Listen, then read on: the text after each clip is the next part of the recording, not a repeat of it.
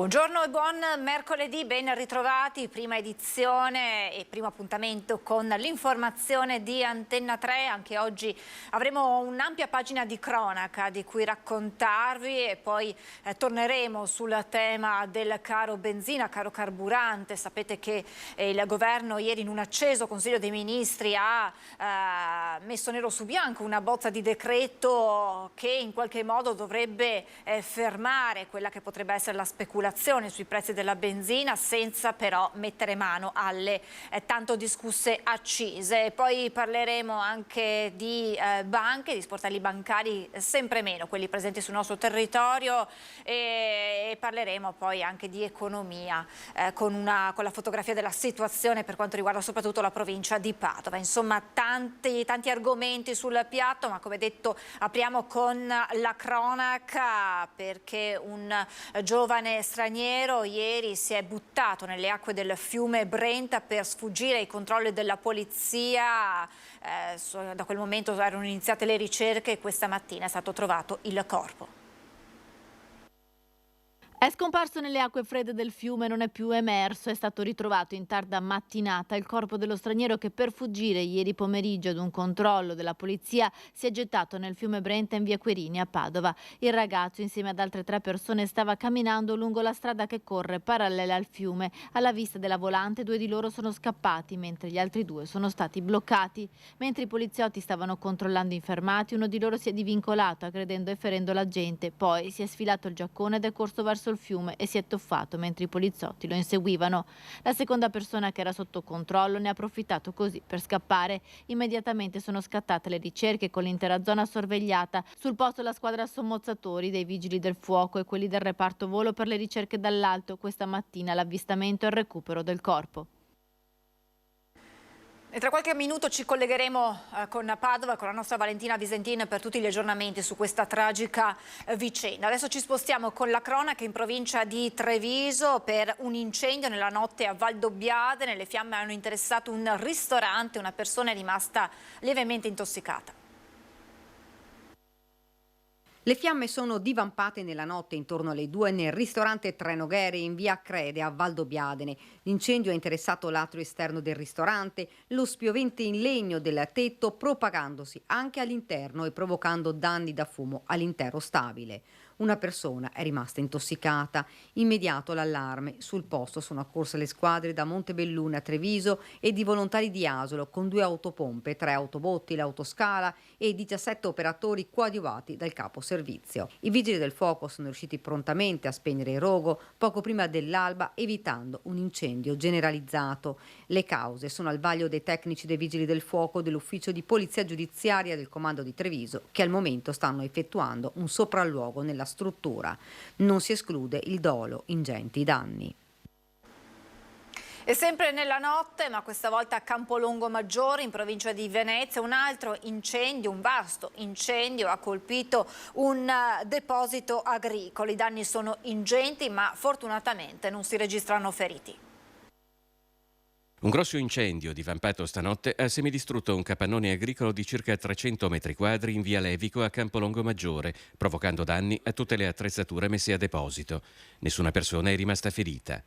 I vigili del fuoco, arrivati da Mestre, Mira e Padova con 3 autopompe, 2 autobotti, l'autoscala e 21 operatori, hanno iniziato le operazioni di spegnimento poco dopo la mezzanotte, riuscendo a circoscrivere le fiamme ed evitare la propagazione del rogo all'abitazione vicina.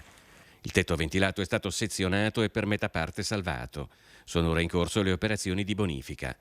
Le cause dell'incendio sono al vaglio dei tecnici dei vigili del fuoco, intervenuti anche con il personale NIAT, Nucleo Investigativo Antincendio Territoriale. E adesso restiamo nel veneziano, ma ci spostiamo a Mestre con una nuova raffica di furti e atti vandalici, sempre in Viale San Marco. I ladri sono tornati a colpire lo stesso palazzo di pochi mesi fa. Viviamo da carcerati, dice il prete di Carpenedo. È blindata, super blindata, ha provato di nuovo un paio di volte e siamo riusciti ad aprire. Non c'erano le mandate, che noi quando andiamo via diamo le 3 mandate, era aperta. Nuovo assalto a Mestre in Viale San Marco in un'abitazione al civico 104A, lo stesso dove soltanto 3 mesi fa, a fine settembre scorso, un altro appartamento venne letteralmente svaligiato dai ladri, allora come ora nella brevissima assenza dei proprietari. Stesso copione, se non fosse che in quest'ultima infrazione l'ultimo tabù in materia di sicurezza è stato abbattuto, il Defender, cioè la borchia in acciaio montata a protezione del cilindro della serratura bloccata dall'interno. Sono riusciti a aprirla tranquillamente senza né rovinarla né sforzarla. In casa desolante lo scenario, vestiti sparsi dappertutto, cassetti aperti, armadi messi letteralmente sottosopra. Hanno tirato fuori tutto, hanno rotto scatoline che trovavano di cellulari, ma non c'era nulla. Hanno solo, posso dire, prelevato 400 euro che hanno in una bustina di contante. Gli ori li ho da un'altra parte, in una cassetta di sicurezza, quindi non hanno trovato oro. La Mara scoperta ieri al rientro dalla montagna dal lungo ponte dell'Epifania. Non c'erano né impronte né niente. Io ho anche la telecamera lì, ha rilevato dei movimenti. Il fatto nella notte tra sabato e domenica scorse alle 3:30 del mattino.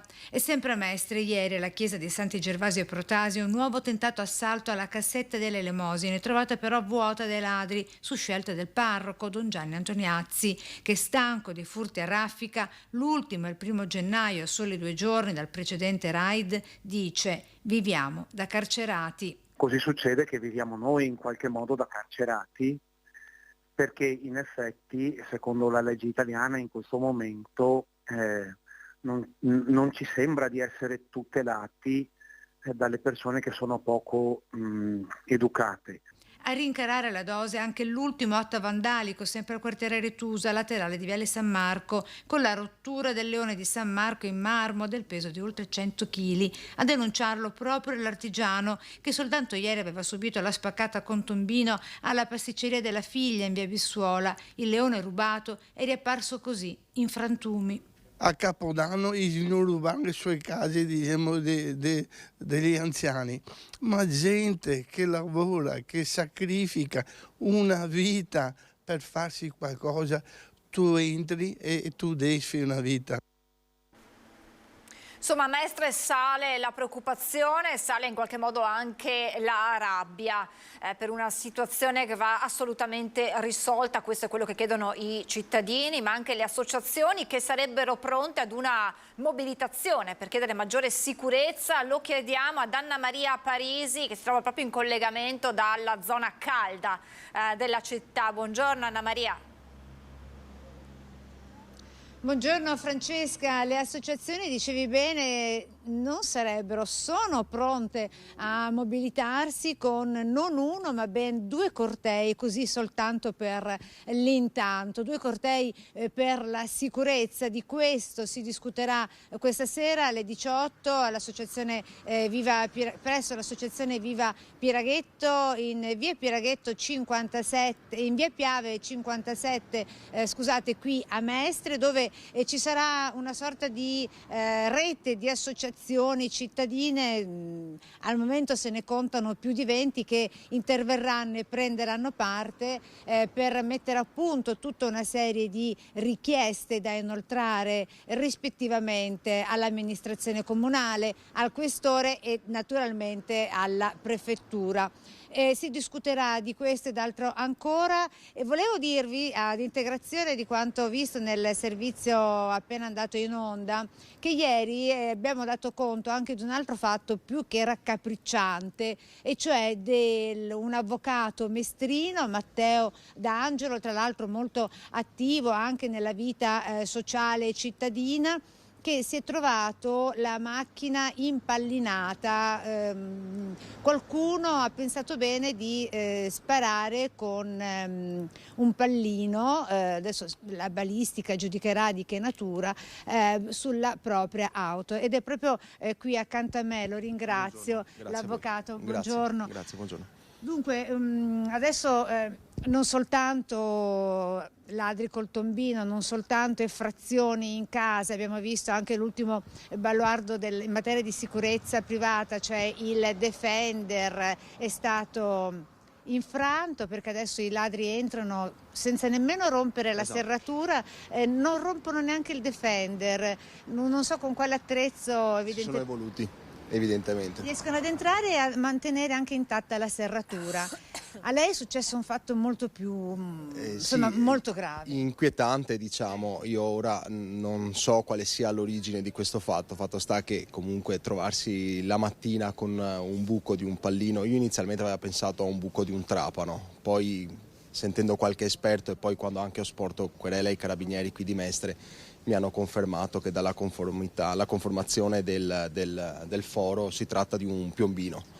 Quindi ciò che è preoccupante è che possa esserci per un qualsiasi motivo comunque sconosciuto e comunque assolutamente non condivisibile qualcuno che o passeggia con un'arma e spara ad altezza uomo, non si sa perché, non si sa con quale obiettivo, o che spara dalla finestra per lo stesso identico motivo. Ecco, avvocato, la interrompo un attimo perché a tal proposito, poi adesso la balistica farà tutti i rilievi naturalmente del caso, ma visto come dire, il foro del pallino, è evidente come si tratti appunto forse di una carabina, sembra. Sì, probabile una carabina o comunque sparato ad altezza è uomo, probabile perché che sia ad se fosse altezza uomo c'era una certa inclinazione. Io ora non lo so e sinceramente il mio primo obiettivo non è certo quello di individuare il responsabile. Il mio primo obiettivo, sapete, insomma, l'avete menzionato prima, l'attività delle associazioni è cercare di rifar rinascere Mestre. È evidente che abbiamo bisogno di un aiuto anche dai livelli superiori, regionali e nazionali, perché ormai i balordi l'hanno presa, ma i balordi non sono solo gli spacciatori, sono anche coloro che sparano ad altezza uomo con delle carabine o che la città la lasciano sporca o la sporcano. Cioè c'è un deteriorarsi anche del senso civico. C'è una recrudescenza. Sì, c'è una recrudescenza negli atti violenti, ma c'è anche un rintanarsi. Qualcuno addirittura ipotizzava, parlando, che magari qualcuno dalla finestra ha stremato per disordini o abbia sparato. Ora adesso ed è successo a due passi da dove ci troviamo noi, avanti, in piazzale, vicino al piazzale Leonardo da Vinci, e qua insomma questa è la zona, sapete, dove gli atti gli atti si sprecano di qualsiasi tipo di atto violento. Si verifica spaccio, droga, vetrine, siamo abbandonati. Io adesso ripeto, non lo so se quello sia un atto di qualcuno che stanco ha deciso, come si suol dire, di farsi giustizia da sé e magari ha preso la mia macchina, fatto sta mi sono trovato la macchina bucata, e questo non fa stare tranquilli, perché insomma anche l'idea di poter passeggiare per un qualsiasi motivo, trovarsi qualcuno che gira con un'arma e ci possa essere qualcuno che magari si prende un pallino. Quando ha parcheggiato lei l'auto? A che ora era e quando ha fatto la scoperta? Il sabato notte, sul sabato mattina è successo, quindi...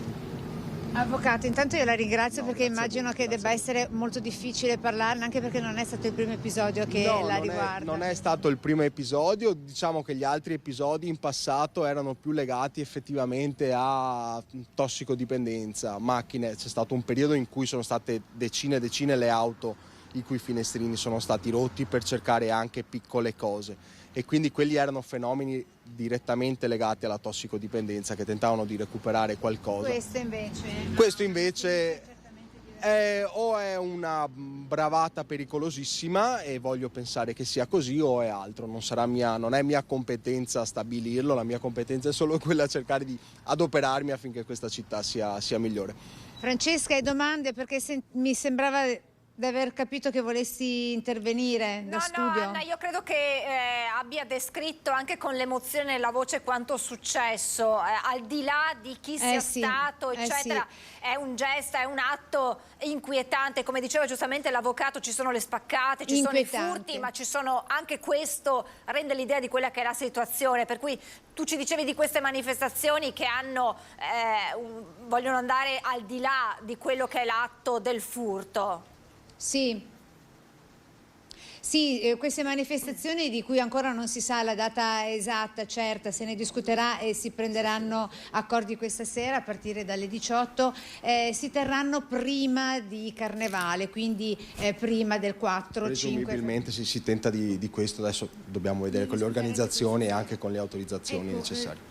Volevo solo farti vedere un secondo, Francesca, con le immagini di Sandro Ponchio, dove ci troviamo, perché noi siamo venuti qui in via Cappuccina anche per parlare del degrado della città. Ecco, qui, questo qua è soltanto una delle aiole che abbiamo incontrato, ci siamo fermati, non soltanto bottiglie rotte, preservativi visibili in pieno giorno, e vabbè, pacchetti di sigarette, ma anche, scusa se lo faccio inquadrare, ma voglio farlo vedere, assorbenti. Ecco, questo è quanto si vede passeggiando qui per via Cappuccina a Mestre. Capirai che anche il degrado, soprattutto questo, è indice del fenomeno che riguarda una città lasciata un po' decisamente in balia di se stessa. E a raccontare come reporter, diciamo così, i fatti della sua città c'è anche Giampaolo Conte, eccolo qua, detto il sindaco un po' di Vie Piave, bonariamente, perché lui con la sua pagina, nella sua pagina Facebook e robe del quartiere Piave, traccia proprio il focus di quanto accade in città, in particolare in Via Piave. Ma certamente Via Piave ormai è noto che c'è il degrado sia per quanto riguarda lo spaccio che per quanto riguarda proprio la sicurezza e la spazzatura, che proprio è dappertutto ormai. Io documento tutti i giorni e il fatto è che mi occupo soltanto di roba ingombrante, non mi fermo sull'immondizia vera e propria, ma su cose ingombranti, materassi, reti da letto, mobili, elettrodomestici, di tutto. Tutti i santi giorni c'è qualcosa da dimostrare, in tutte le vie qua del quartiere. Ecco, sì, è simpatico anche, diciamo, questa terminologia che ha usato Giampaolo Conte, ingombrante, non soltanto dal punto di vista letterale ma proprio simbolico, perché ingombrante è il fatto che non si riesca a trovare una linea comune d'azione. Però chiederei nuovamente all'avvocato, ecco, io resto al centro, di venire qui con me perché, aspetti, venga di qua così non impalliamo, ecco, resto al centro, la telecamera, e dicevamo i punti d'azione di cui discuterete oggi, tra le richieste da inoltrare innanzitutto alla prefettura, di cui si farà carico, chiedete voi, anche con insomma, il governo, un presidio fisso, sì, con agenti che possono essere sempre gli stessi, in modo che possano essere il punto di riferimento della comunità. Se fossero più di qualcuno i presidi fissi, visto che la zona è ampia ma non così ampia, sarebbe meglio, perché è evidente che un presidio fisso rischierebbe di far spostare la zona dello spaccio da un'altra parte. E poi evidente c'era oggetto di alcune petizioni era anche il controllo appiedato, insomma una riorganizzazione del controllo del territorio, perché è evidente che il territorio ormai, soprattutto questa zona, è abbandonato e nell'abbandono è aumentato il degrado. Ecco, per concludere, avvocato, dunque quindi voi chiederete alle istituzioni che venga formata una sorta di pool sulla sicurezza, è così? D'altronde c'è il Comitato per l'Ordine e la Sicurezza Provinciale, ma di andare oltre. Ma di potenziare l'attenzione per questa zona, questo è sicuro. Grazie avvocato D'Angelo. Grazie Giampaolo Conte, ti restituisco la linea, Francesca. Grazie davvero ad Anna Maria Parisi, grazie a Sandro Ponchio, grazie ai suoi ospiti, perché ci hanno dato l'immagine, come se fossimo anche noi lì, di quella che è la situazione che quotidianamente vivono cittadini e commercianti dell'area calda, del quadrante caldo di Mestre. Avete sentito annunciate queste mobilitazioni, queste proteste, se ne discuterà questa sera per capire quando e che modalità avranno queste manifestazioni. Noi adesso ci fermiamo per la pubblicità, subito dopo torneremo a Padova per la tragedia di quel cittadino straniero che si è gettato nel Brenta per scappare ai controlli della polizia. Tra pochissimo. Siamo tornati in diretta, andiamo subito a Padova con Valentina Visentin per tutti gli aggiornamenti sulla tragedia di cui vi abbiamo dato conto proprio in apertura di diretta, quel cittadino straniero che ieri per evitare i controlli della polizia si è gettato nelle acque del fiume Brenta. Questa mattina il tragico epilogo con il ritrovamento del corpo. Ricordiamo che ci sono però altri giovani in fuga che erano con lui proprio ieri. Sì, buongiorno Francesca, dovrebbe essere un cittadino nordafricano attorno ai 20-25 anni, la vittima, insomma il ragazzo che ieri sera si è gettato proprio qui in questo tratto di fiume Brenta a Padova. Siamo in via Querini tra Altrichiero e Ponte Vigo d'Arzare. Il ragazzo però non è ancora stato identificato, la questura di Padova dovrebbe risalire all'identità attraverso le impronte digitali. È stato recuperato anche un telefono cellulare, ma poco per il momento è emerso, quindi sarà fondamentale la rilevazione delle impronte digitali per poi dare un'identità a questo ragazzo. Ieri sera insieme ad altre 3 persone stava camminando in questa via che, come vedete, è una strada chiusa arginale che costeggia un tratto di fiume Brenta. Sono stati avvicinati da una volante della polizia che voleva identificarli, ma alcuni di loro hanno subito tentato la fuga. Il ragazzo insieme ad un'altra persona è stato bloccato, ma addirittura ha aggredito e ferito un poliziotto prima di riuscire a sfilarsi il giubbotto e a gettarsi in quel punto di argine. Proprio qui questa mattina intorno alle 10:45 il suo corpo è stato visto dalla squadra sommozzatori dei Vigili del Fuoco che era al lavoro da ieri pomeriggio. Il corpo è stato ripescato intorno alle 10:45 più o meno, poco distante dal punto in cui si era gettato. È stata individuata la sagoma e ripescata in poco tempo dai Vigili del Fuoco che appunto lo hanno prima avvistato e poi recuperato. Tra le altre cose, proprio in questo punto di via Querini c'è anche un altro precedente. 2 anni fa un ragazzo africano di 23 anni fuggendo dopo aver fatto un piccolo furto in un supermercato, fuggendo dai controlli, si è gettato anche lui proprio in questo punto ed è annegato. Quindi insomma purtroppo questo episodio di ieri sera è avvenuto nello stesso luogo di quest'altro episodio avvenuto 2 anni fa. Ovviamente, come hai ben detto tu, proseguono anche le indagini della polizia per identificare le altre persone che erano con la vittima e soprattutto per capire quali erano i motivi della loro fuga appena hanno visto la volante della polizia. Da Padova è tutto, restituisco la linea. Grazie davvero a Valentina Visentin per questo importante aggiornamento e noi continuiamo con la cronaca. Restiamo a Padova con il traffico di droga in tutto il nord-est sgominato dalla squadra mobile padovana. Il gruppo di narcos locali scoperti dalla polizia stava puntando a fare il salto di qualità.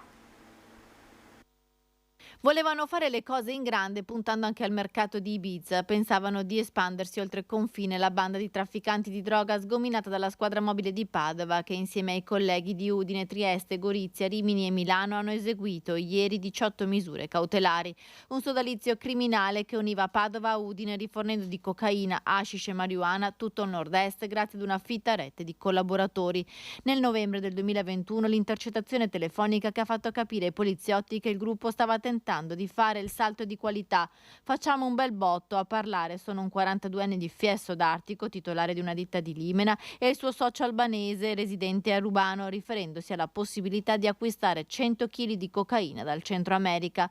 A far partire le indagini anche le intercettazioni tra un 33enne di Abano Terme e un coetaneo di Tarvisio che avevano trovato proprio nel 42enne imprenditore e nel suo socio albanese un canale di smercio della droga che spesso veniva custodita in un'autofficina di Artegna in provincia di Udine e che veniva trasportata da alcuni corrieri. Uno di loro, un romeno di 21 anni, era stato bloccato in provincia di Trento con mezzo chilo di cocaina in sasso. Nel corso delle indagini i poliziotti hanno sequestrato quasi 50 kg di droga, ma il traffico documentato riguardava quantità esorbitanti, 109 kg per un volume di affari in grado di fruttare circa 7 milioni di euro. Per far girare lo stupefacente venivano coinvolti anche corrieri albanesi residenti a Milano e in provincia di Padova. Proprio nella città del Santo, in via Scrovegni, la squadra mobile di Padova a fine 2021 aveva scoperto un deposito, un garage affittato per nascondere la droga, all'interno anche un libro contabile con i soprannomi degli acquirenti. Il gruppo voleva spostarsi anche a Ibiza e nel giugno del 2021 3 degli indagati spararono ad uno chef napoletano residente nell'isola delle Baleari, ferendolo in modo grave.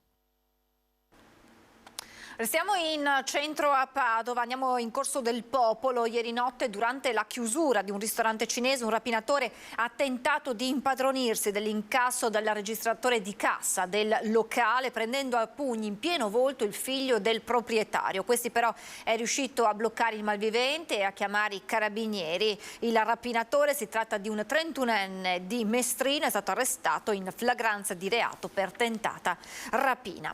Torniamo alla tragedia di San Donà di Piave di domenica sera. Domani i funerali di Alessandro Polato, venerdì quelli di Maria Chiara Guida, morti nello schianto.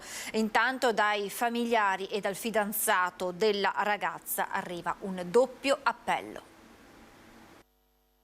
Tenetevi strette le persone che amate. Quello di Mattia Lanzarini è un appello lanciato nel dolore di momenti impensabili, momenti che lui e la sua Maria Chiara non avevano certo progettato. Nonostante la giovanissima età, i due guardavano al futuro, un futuro cancellato dallo schianto di domenica sera. Ed ora il fidanzato della ventenne è chiamato, come tutta la comunità, all'addio. Per San Donà di Piave un doppio, lancinante addio. Se i funerali di Alessandro Polato saranno celebrati domattina alle 10 nella chiesa di San Pio X, quelli di Maria Chiara Guida sono stati fissati per il giorno dopo, venerdì alle 15 in Duomo. Maria Chiara era una ragazza semplice, un vulcano di emozioni, era parte integrante della nostra famiglia, dicono oggi affranti papà, mamma, fratello e nonni. Così come sorridevamo insieme in famiglia, adesso la piangeremo in famiglia. E anche da loro arriva un accorato appello a tutti, soprattutto ai giovani. Quando si conduce un'auto, una moto o un veicolo in generale, è come se si avesse un'arma in mano che può causare danni irreparabili e stravolgere le vite di tante persone, come è successo in questo caso. 2 vittime, 5 famiglie distrutte. Ragazzi, siate prudenti. Torniamo a Padova, dove ieri notte un autista di Bus Italia ha chiamato i carabinieri per un uomo che non voleva più scendere dal mezzo arrivato al capolinea. Si trattava di un 50enne senza fissa dimora, pregiudicato, che all'arrivo dei militari li ha aggrediti con calci e pugni e frasi offensive. L'uomo è stato arrestato per violenza, resistenza, oltraggio a pubblico ufficiale e interruzione di pubblico servizio. Andrà a processo con rito direttissimo. Non più 33 anni e mezzo, ma diciamo solo 17 per Sergio Bolognino, boss dell''ndrangheta, in carcere per reati mafiosi compiuti tra Padova, Treviso e Vicenza. Ha potuto usufruire di un cospicuo sconto di pena. Sergio Bolognino, ritenuto un esponente dell''ndrangheta da un decennio, trasferitosi in Veneto, aveva ricevuto in primo grado una condanna a 20 anni dopo l'operazione Camaleonte per reati commessi tra padovano, veneziano e trevigiano e a 13,5 in appello a Bologna per il processo Emilia. Nell'aprile del 2013 a Galliera Veneta aveva anche picchiato Stefano Venturin, titolare dell'azienda GS, e minacciato la moglie. Era considerato il capo di un'organizzazione che entrava nel capitale di aziende in crisi e in grado di movimentare milioni di euro in attività criminali. L'importante inchiesta Camaleonte aveva scoperto questo e Bolognino era ricorso in appello a Venezia sia per i reati commessi in Veneto sia per quelli finiti a processo in terra emiliana. Il suo avvocato, chiedendo la continuazione fra più sentenze, istituto previsto dal Codice di procedura penale, in accordo con la pubblica accusa, ha trovato un'intesa sulla pena finale, che riguarda più sentenze per lo stesso tipo di crimine. La difesa di Bolognino ha ottenuto una riduzione importante della pena totale da scontare in carcere, da 33 anni e mezzo a 17. L'accusa la certezza della pena senza dover aspettare il terzo grado di giudizio. Bolognino è detenuto da 9 anni nel carcere di Nuoro. Davanti a lui ne avrà quindi altri 8. Incidente ieri mattina a Stanghella, un ferito soccorso dai sanitari del SUEM. Incidente tra 2 auto in via Correzzo a Stanghella. Una delle 2 vetture coinvolte è finita nel fossato a bordo strada contro un palo di cemento. Ferito uno dei 2 automobilisti. Sul posto i pompieri arrivati da est che hanno messo in sicurezza i mezzi ed estratto la persona ferita che è stata presa in cura dal personale sanitario del SUAM 118 e portata in ospedale a Schiavonia. Intervenute anche le forze dell'ordine per i rilievi del sinistro. Controlli della polizia ferroviaria durante le festività che hanno interessato Vicenza, ma anche Verona, Trento e Bolzano. Il bilancio è di circa 4.800 persone controllate, 3 arrestati e 39 indagati. 4.785 persone controllate, 3 arrestati, 39 indagati, 21 le sanzioni amministrative elevate. Questi i risultati conseguiti dalla Polizia Ferroviaria di Verona, Vicenza, Trento e Bolzano nelle festività appena trascorse, grazie all'intensificazione dei servizi di controllo nelle stazioni e a bordo treno. Nel complesso sono stati 487 i servizi di pattuglia nelle stazioni e 16 quelli a bordo di 36 treni, 20 servizi antiborseggio in abiti civili, potenziati per prevenire e contrastare reati come furti e truffe solitamente in aumento nei periodi di festa, anche in ragione del maggior afflusso di passeggeri.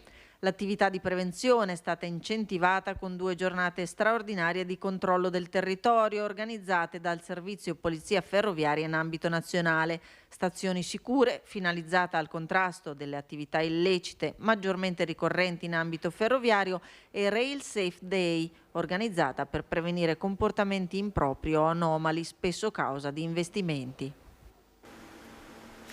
Lasciamo per un attimo la cronaca, parliamo di economia per capire quello che è lo stato di salute delle imprese, in particolare con un focus sulla provincia di Padova in un 2023 che mette davanti agli imprenditori tante importanti sfide da affrontare. Ringrazio per essere con noi, lo saluto, il Presidente della Camera di Commercio di Padova, Antonio Santocono. Grazie davvero per essere con noi. Buongiorno Presidente.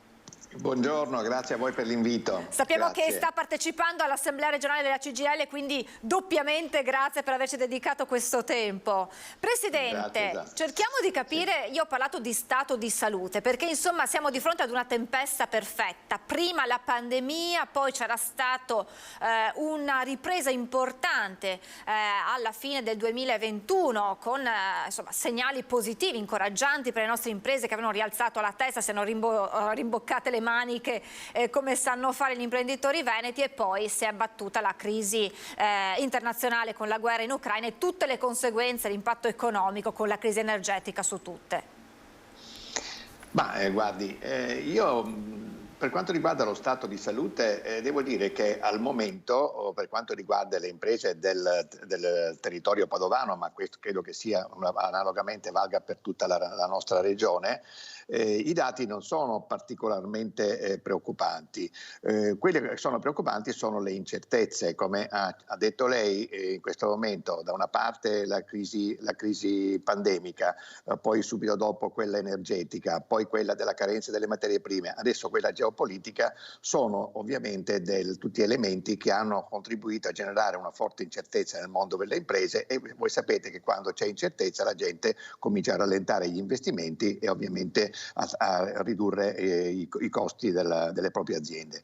Questo però ad oggi, se guardiamo i dati del terzo trimestre, non sono ancora risultati visibili di questo senso dell'incertezza, perché è vero che il saldo attualmente, il saldo tra le imprese nate e le imprese invece che chiudono definitivamente per la prima volta nel terzo trimestre è negativo, mentre in passato non lo è mai stato. Così come è negativo quello delle imprese femminili, mentre invece è in crescita quello delle imprese giovanili. Ma a parte questi valori che sono più che altro valori più che economici, sono valori demografici, noi vediamo che il settore che ovviamente ha subito di più le conseguenze di questi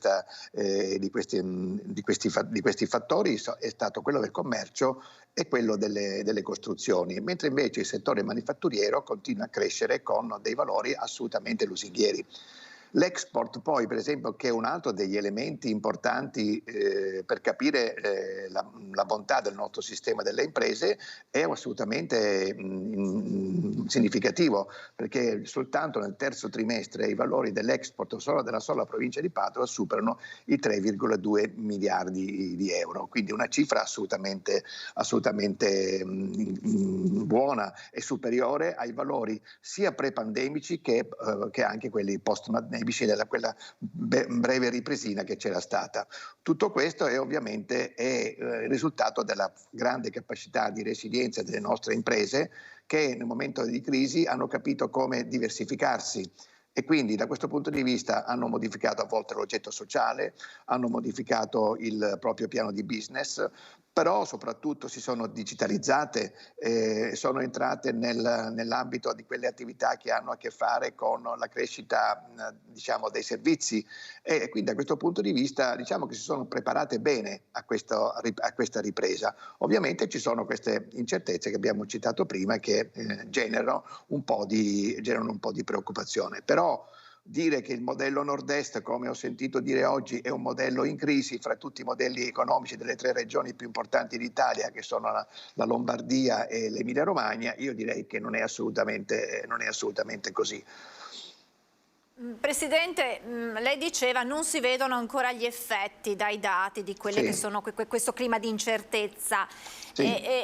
Io probabilmente semplifico nel chiederle il peggio deve ancora arrivare? Certo, stando un po' a quello che noi stiamo vedendo, potrebbe essere che noi stiamo andando verso un periodo di crescita dell'inflazione e quindi ovviamente di contrazione dei consumi. Però per esempio se andiamo a guardare gli scenari internazionali noi vediamo per esempio che negli Stati Uniti in questo momento l'inflazione è abbastanza contenuta, è praticamente in fase di decrescita, così come i livelli occupazionali sono saliti a valori che mai raggiunti negli ultimi 10 anni.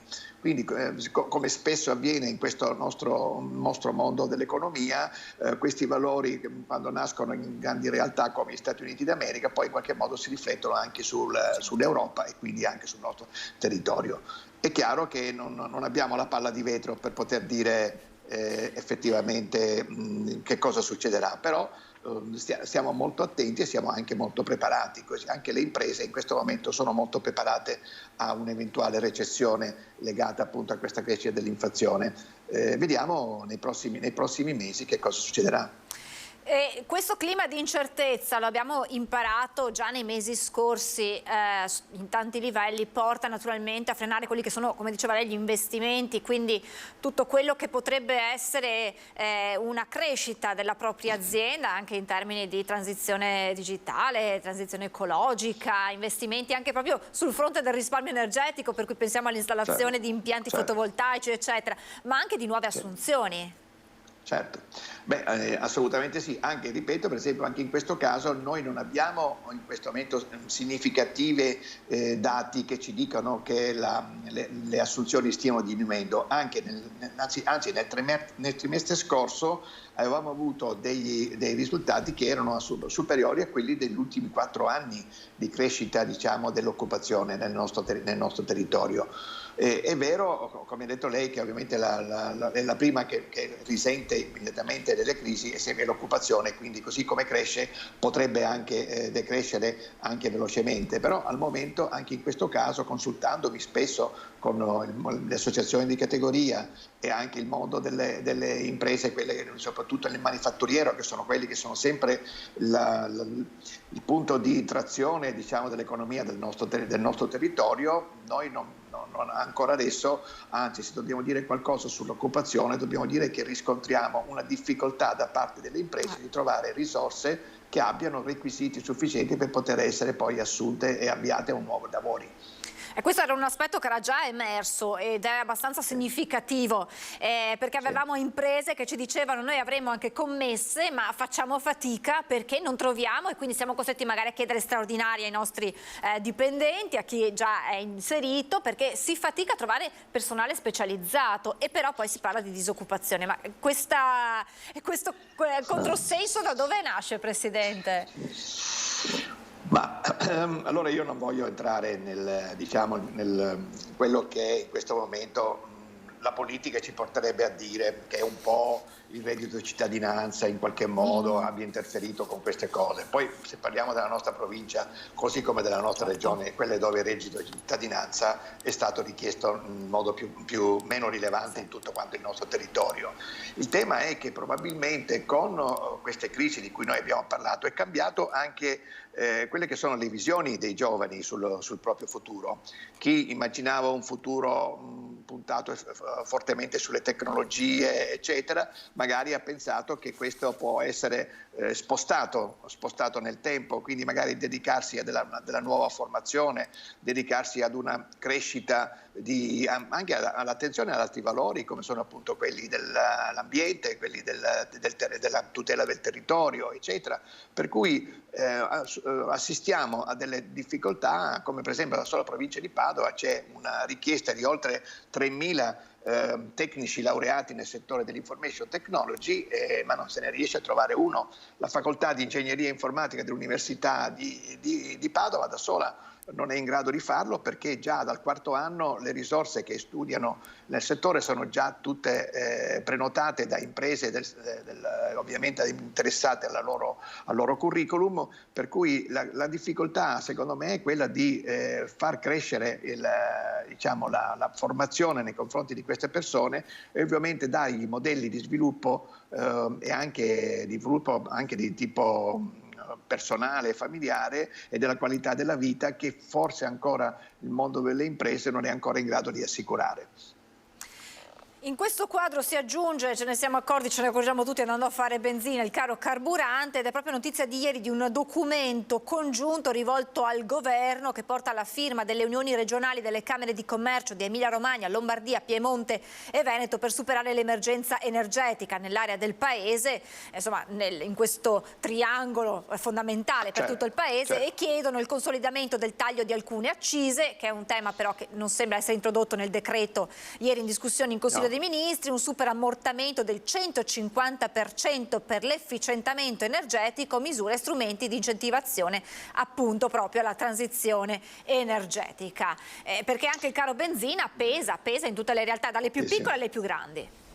Sì, pesa, e poi appunto qualcuno magari cerca di attribuirle al fatto che adesso i gestori degli impianti hanno leggermente ritoccato i prezzi al rialzo, ma sono quelli che praticamente in tutto la filiera dell'approvvigionamento energetico, in particolare per la mobilità, sono quelli che soffrono più di tutti da questo punto di vista.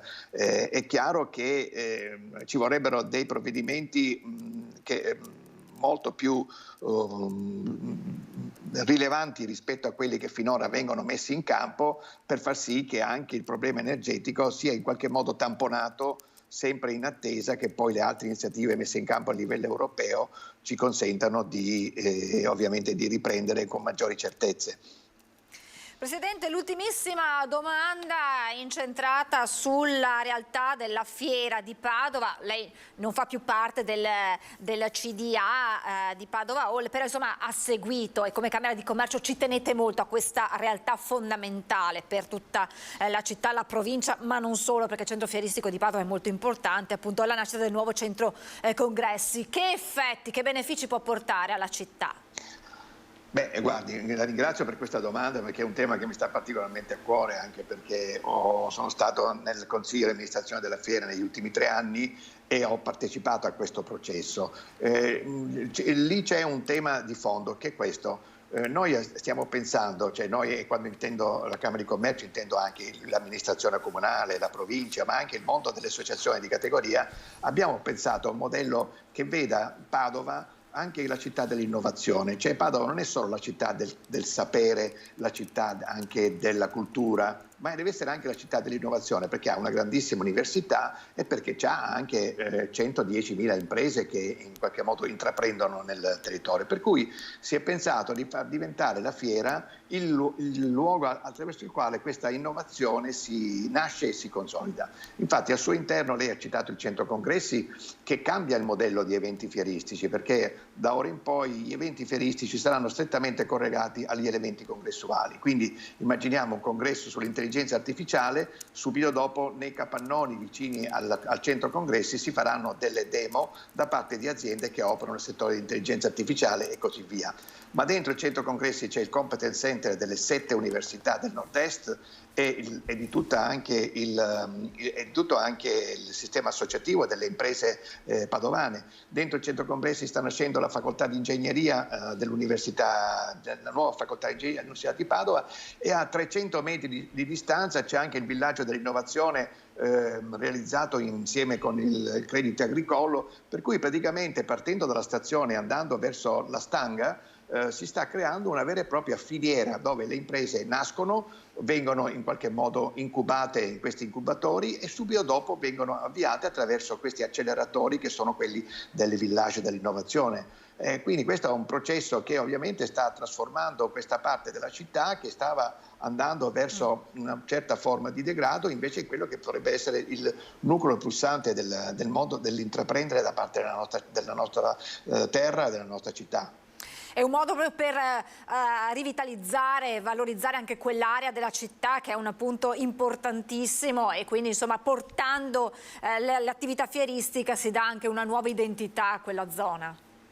Sì, esattamente, tant'è vero che noi abbiamo chiamato il progetto della quarta piazza della città, perché noi vorremmo che un domani questa fiera non abbia più cancelli, perché trovandosi al suo interno attività che fanno della ricerca, attività che fanno di chi studia, attività di chi invece insegna, praticamente noi abbiamo un circolo virtuoso importantissimo, e quindi un domani all'interno di questa quarta piazza la gente potrà anche incontrarsi anche per prendere un aperitivo, ma chi si incontra sono ricercatori, studenti, professori universitari e imprenditori, quindi le possibilità di effettuare un trasferimento tecnologico importante e anche e soprattutto di creare nuove occasioni di occupazione è assolutamente unica.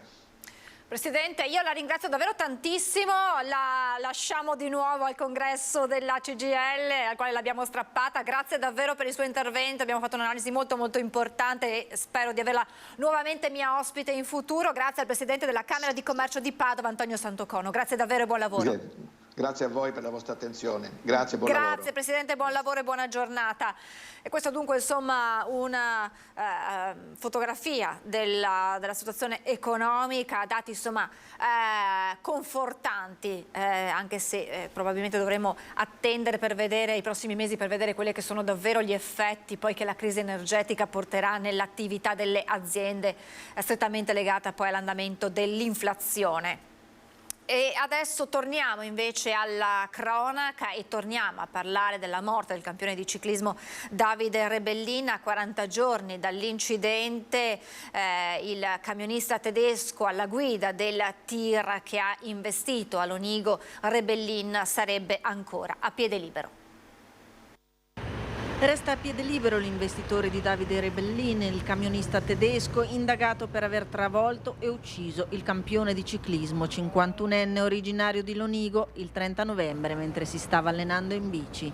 Il conducente del tir, secondo le ricostruzioni della procura, avrebbe abbandonato il luogo dell'impatto avvenuto a Montebello Vicentino, accortosi di quanto accaduto. Sarebbe poi scappato in Germania, dove il reato di omicidio stradale, come invece previsto dal nostro ordinamento, non esiste.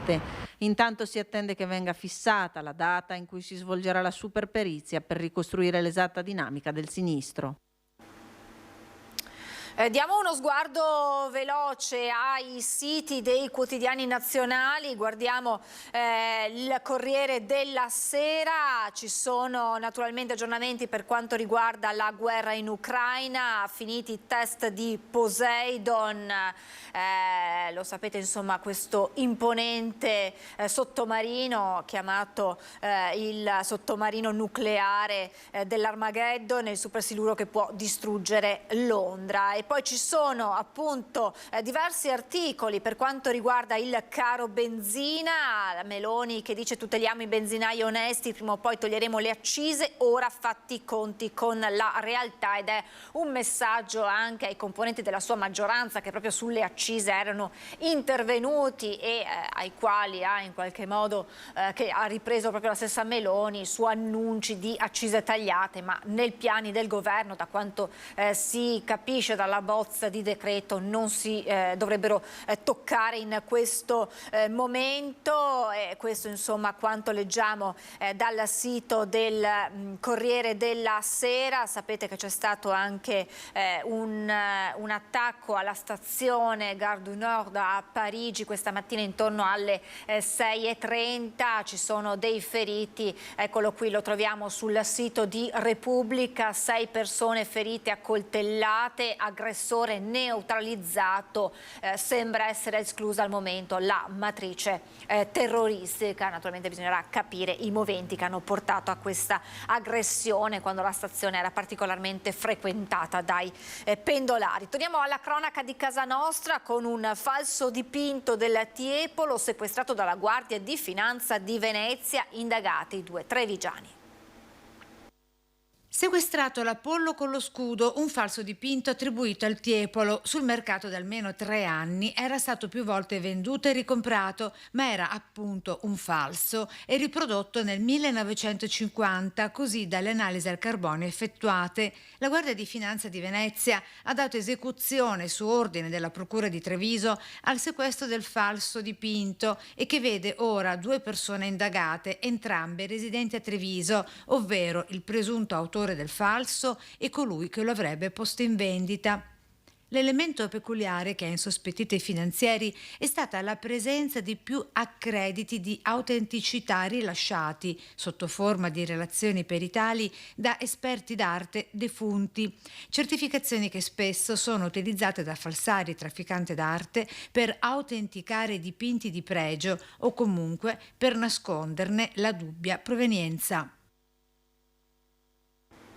Nei giorni scorsi l'appello del sindaco di Pianezze, ma la piaga dei furti in casa è diffusa in tutto il Bassanese. Una telespettatrice ha inviato un video dell'assalto nella sua abitazione di Marostica. È la notte dell'Epifania quando questi 2 ladri, ben visibili nei loro movimenti nel video ripreso dalle telecamere di sorveglianza del vicino, si introducono nella proprietà di questa nostra telespettatrice di Marostica, nella zona di Valle San Floriano. I 2 si muovono furtivi, non entrano in casa, ma dopo aver rotto il finestrino del furgone rovistano all'interno per poi fuggire coperti dal buio. Da Marostica ci spostiamo a Bassano, dove gli episodi si susseguono. La zona famiglia da alcune settimane presa di mira da un passeggiatore notturno che viola le proprietà private entrando in case e giardini. In Viale De Gasperi, invece, numerosi furti segnalati su auto in sosta, dove entrare in azione sarebbe sempre una sola persona. È stato infine il suono dell'allarme a sventare il furto in una casa di strada Rivana, quartiere 25 aprile, la notte di Capodanno. Una piaga che aumenta nel periodo delle feste, quella dei furti, ci spiega il vicecommissario Thomas Bertoncello. Purtroppo storicamente questo è un periodo particolarmente particolare, scusatemi il gioco di parole, in cui i furti e le persone subiscono questo tipo di violenze. La polizia locale raccomanda di seguire le regole del buon vicinato e in caso di sospetto di contattare sempre le forze dell'ordine. Servono a dissuadere i malintenzionati azioni come chiudere bene casa e non lasciare in vista oggetti di valore. A Marostica l'amministrazione comunale sta potenziando il sistema di videosorveglianza e si attende l'arrivo di 4 nuove telecamere. Nel frattempo dalla polizia locale arriva un invito.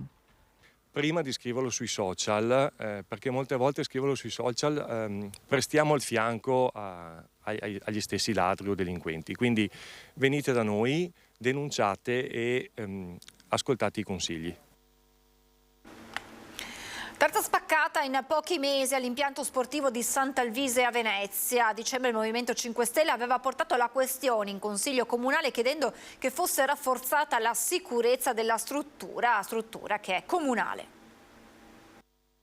Quello che succede è che alcuni delinquenti entrano e vanno a spaccare poi le macchinette, quelle del caffè, cercando dei soldi che alla fine non ci sono veramente pochi. Tant'è che il gestore ha dovuto togliere le macchinette. Il problema è che questi delinquenti entrano dal parco e poi per entrare nella struttura rompono le porte di sicurezza. A Venezia le spaccate colpiscono anche le proprietà comunali, come avviene con una certa costanza alla piscina Costantino Reyer, al Parco Groggia di Cannaregio. Quello del fine settimana è stato infatti solo l'ultimo di una serie di colpi dal bottino modesto, se non addirittura nullo, ma dai danni ingenti, sommando le diverse incursioni attorno ai 15.000 euro. Tanto che dopo una spaccata a dicembre, la consigliera del Movimento 5 Stelle Sara Visman aveva portato il caso in comune. Avevo presentato una mozione proprio all'interno della sessione di bilancio quando si sono svolte le votazioni per il documento unico di programmazione, dove la stessa amministrazione nelle linee guida parla di maggiori sicurezza in quei parchi dove si riscontrano criticità. Che fine ha fatto poi quella mozione? La mozione è stata bocciata con la motivazione che era tutto sotto controllo, che erano al corrente della situazione, quando invece l'altro ieri c'è stata questa ulteriore spaccata. La bassa stagione del turismo non ferma l'attività dei borseggiatori a Venezia. Dalla stazione ferroviaria all'area di San Marco sono ancora all'opera, soprattutto nei fine settimana. Mi auguro che il ministro Nordio prenda in mano subito la situazione, perché altrimenti ci troveremo nel giro di un paio di mesi con un disastro assoluto di furti, di borseggi, di spaccate. Rimpazzata con forza da Jesolo, la notizia del mancato arresto di 2 ladri colti in flagrante in assenza di denuncia della vittima, come previsto dalla riforma Cartabia, colpisce anche a Venezia. Soprattutto chi come Monica Poli si batte da anni contro la piaga dei borseggiatori che quotidianamente affollano la città. La situazione è drammatica anche alla sera verso le ore 18 in Piazzale Roma.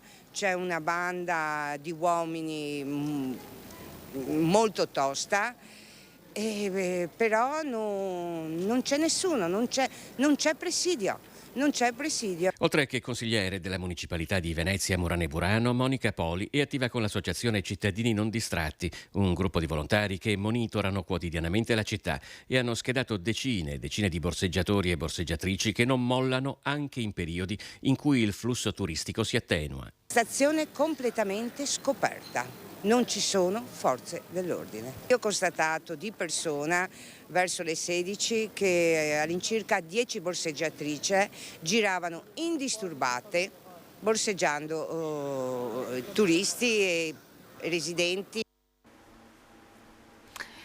E adesso saluto il mio ospite, buongiorno, ben ritrovato Stefano Bellotto, presidente di Consum Treviso Belluno, grazie per essere con noi. Buongiorno, grazie per l'invito. Grazie a lei. L'ultima volta che ci eravamo visti lo aveva accennato, l'aveva messo sul piatto il tema degli istituti bancari, degli sportelli bancari che nel corso degli anni sono pian piano scomparsi dal nostro territorio, ma ce ne accorgiamo anche noi. Una volta c'erano filiali ovunque, adesso si fa fatica a trovare la propria banca. Lei ha dei dati molto interessanti da darci, che sono tra l'altro dati di Banca d'Italia, poi elaborati dal centro studi First CISL, che è insomma la parte della CISL che si dedica proprio alle banche, per fare una fotografia. Ma poi sarà importante anche capire quelle che sono le ripercussioni per quanto riguarda i cittadini e le aziende di questa demografia bancaria. Tra l'altro proprio c'è una pagina che tutti potrebbero vedere dell'osservatorio sulla desertificazione bancaria della First CISL. Eccola qui, la vediamo, e poi ognuno entrando nella propria regione può vedere quella che è la situazione aggiornata. A lei alcuni dati, Bellotto? Sì, noi rileviamo e abbiamo creato appositamente un'indagine come sindacato bancari, un processo per il quale, a far data dal 2011-2017 in maniera ancora più accentuata, c'è un calo della presenza nelle banche nel territorio nazionale e nel territorio veneto.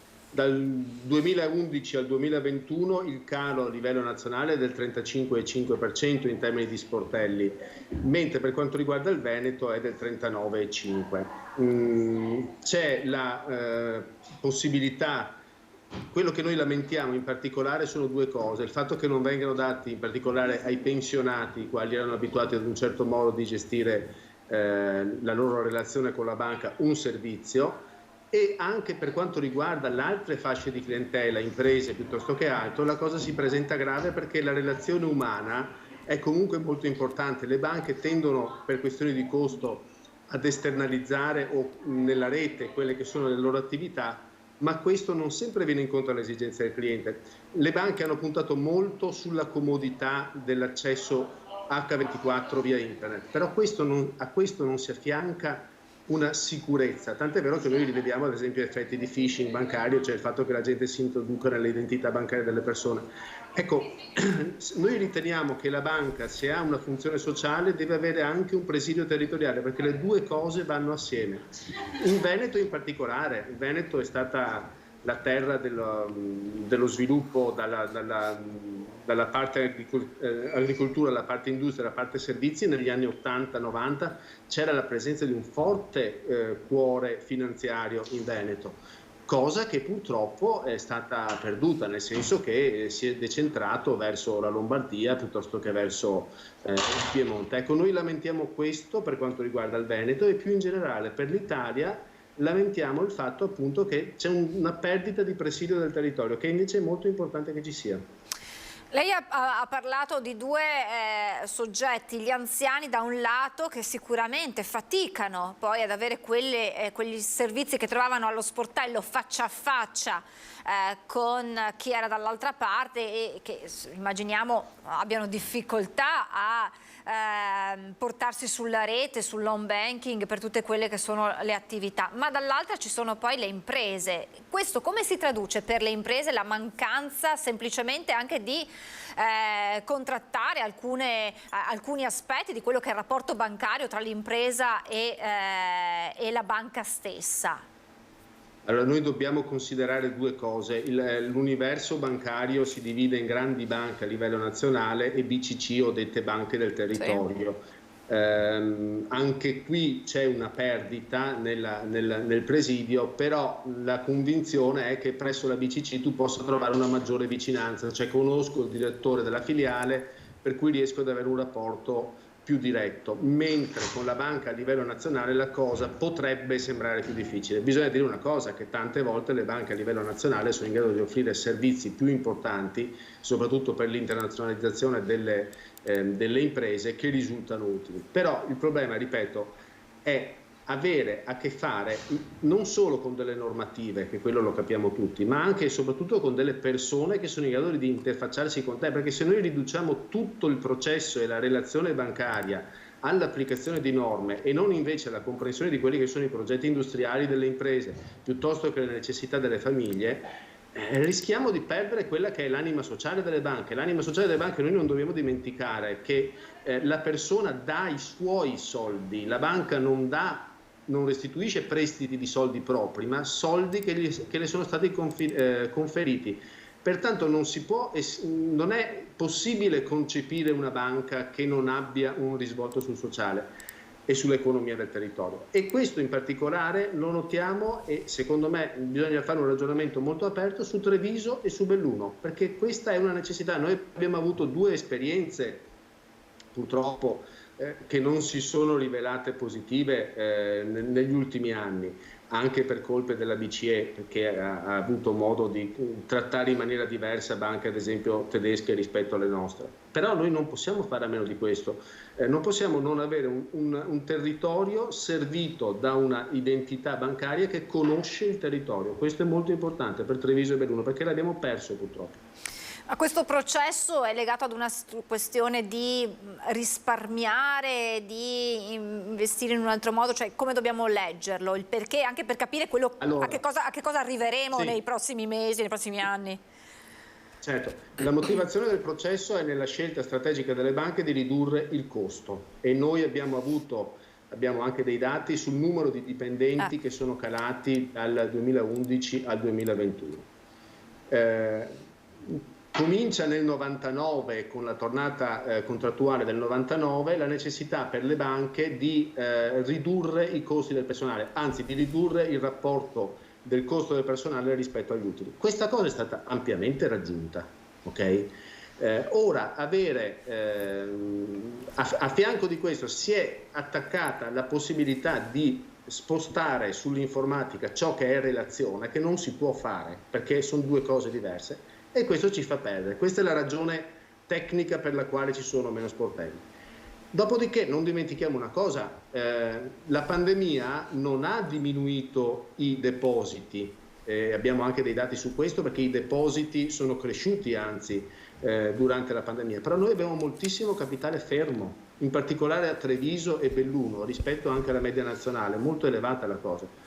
Abbiamo capitale fermo che potrebbe essere reinvestito nell'economia reale. Noi come Fiesta CISL abbiamo fatto anche una proposta su come utilizzare questi beni, ma io come Adiconsum, quello che io vedo come tutela dei consumatori, ad esempio, vedo che parte del risparmio è investito nelle poste, presso buoni postali, buoni a termine, polizze vita, eccetera, che sono venduti con criteri di trasparenza molto diversi da quelli che ci sono nelle banche. Perché, per dire, io ho i casi di 5 persone, ormai stiamo cercando di capire come fare con i nostri consulenti giuridici, i quali avevano dei buoni postali che sono andati in scadenza, non è stata comunicata la scadenza e adesso quando si va a liquidarli dicono che sono in prescrizione. Ora, visto che i soldi di tutti, ma in particolare di Treviso e Belluno che sono in posta, sono tanti, e visto che viene impedito di riscuotere questi soldi, secondo me un ragionamento va fatto, anche perché tante volte succede che si va davanti all'arbitro bancario e finanziario,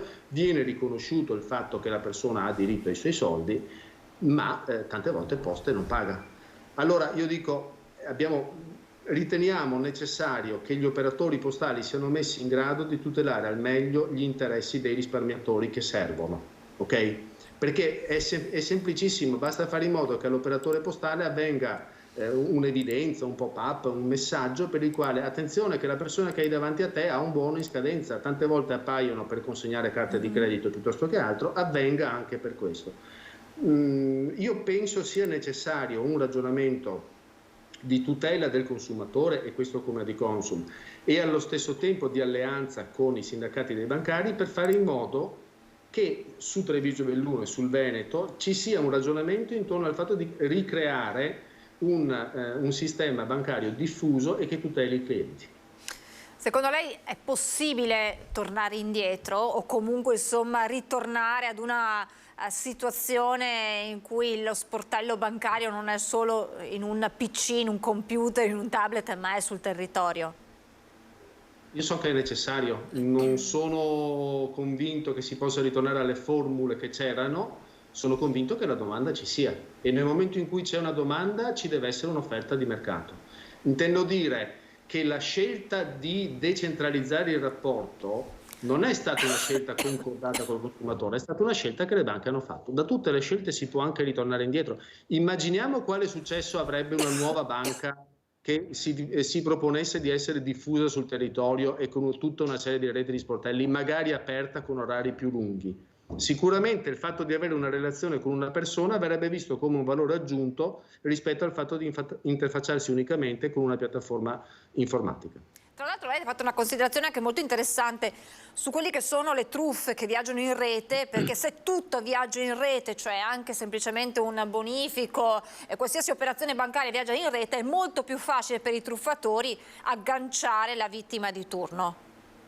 Sì, guardi, allora, uno può avere una piattaforma di identità bancaria sullo smartphone piuttosto che sul tablet, piuttosto che sul computer. Cosa fanno i truffatori? Cercano, tramite una finta chiamata da parte della banca, di inserirsi in una di queste porte. Nel momento in cui si sono inseriti, riescono a conoscere se ci siano o meno movimenti sul conto corrente ed eventualmente a disporre bonifici piuttosto che altro. Noi segnaliamo queste cose, tante volte riusciamo a riottenere i soldi indietro, tante volte ci sono problemi. nel riconoscere come si sono realizzate le cose, però fatto sta che, ripeto, la comodità senza sicurezza non mi serve. Io ho bisogno, come persona, come famiglia, come impresa, di avere delle sicurezze e poi anche delle comodità. Cioè averci la possibilità di fare un'operazione alle 22 è una via comoda, perché se io devo pagare l'affitto di mio figlio e devo fargli arrivare il bonifico subito, mi è comodo avercela alle 22, ma la comodità non può sostituire la relazione. Noi abbiamo bisogno di sicurezza e di relazione. Ripeto, una banca che si rivolgesse al territorio e avesse la possibilità di offrire un servizio H24 con le persone, sarebbe una banca che probabilmente invertirebbe la tendenza rispetto a quella che è attuale. Anche perché, ripeto, i rischi nel momento in cui ti vengono sottratti 3-4 mila euro dal conto con un phishing bancario ti fanno ragionare su quale tipo di servizio bancario tu vuoi. Direi proprio di sì.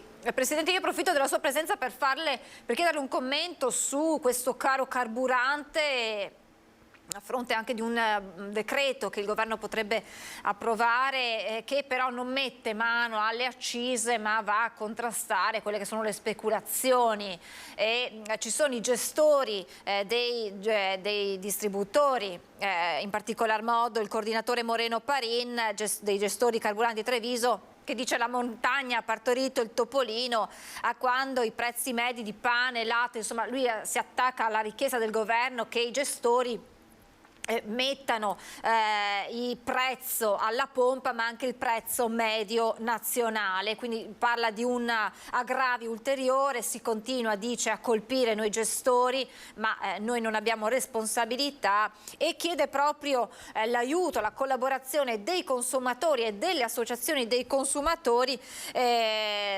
per affiancarli in questa richiesta nei confronti del governo, perché dice: noi non viviamo di benzina, anche noi andiamo a prendere il pane e il latte ogni giorno. Allora, vi dirò due cose. Io ritengo che la trasparenza sia un elemento essenziale e la correttezza, per cui il governo ha detto si esponga il prezzo medio e anziché essere rilevato su base settimanale lo sia su base giornaliera. Perfetto, questo andrebbe benissimo se il problema giustamente non fosse tutto un altro. E il problema non fosse, e su questo il governo ha cercato di fare quello che era possibile fare, però forse sta ritornando indietro. Noi perché abbiamo avuto la benzina a 1,70 rispetto ai 2 euro che era attorno ad aprile? Perché c'è stata fatta la misura sulle accise. La misura sulle accise il governo Draghi presumeva di finanziarla con gli extra profitti, cioè extra profitto è ciò che un'azienda ricava senza innovare processi oppure prodotti. Le extra profitti delle società petrolifere non sono derivanti da innovazione di processo o di prodotto, e dice: noi tassiamo quelli, in funzione di quello abbiamo i soldi per finanziare la riduzione delle accise. Tutti contenti.